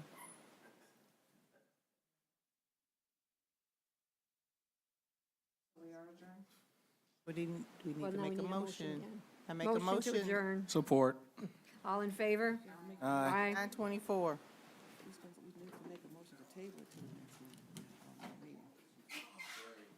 Yeah, we should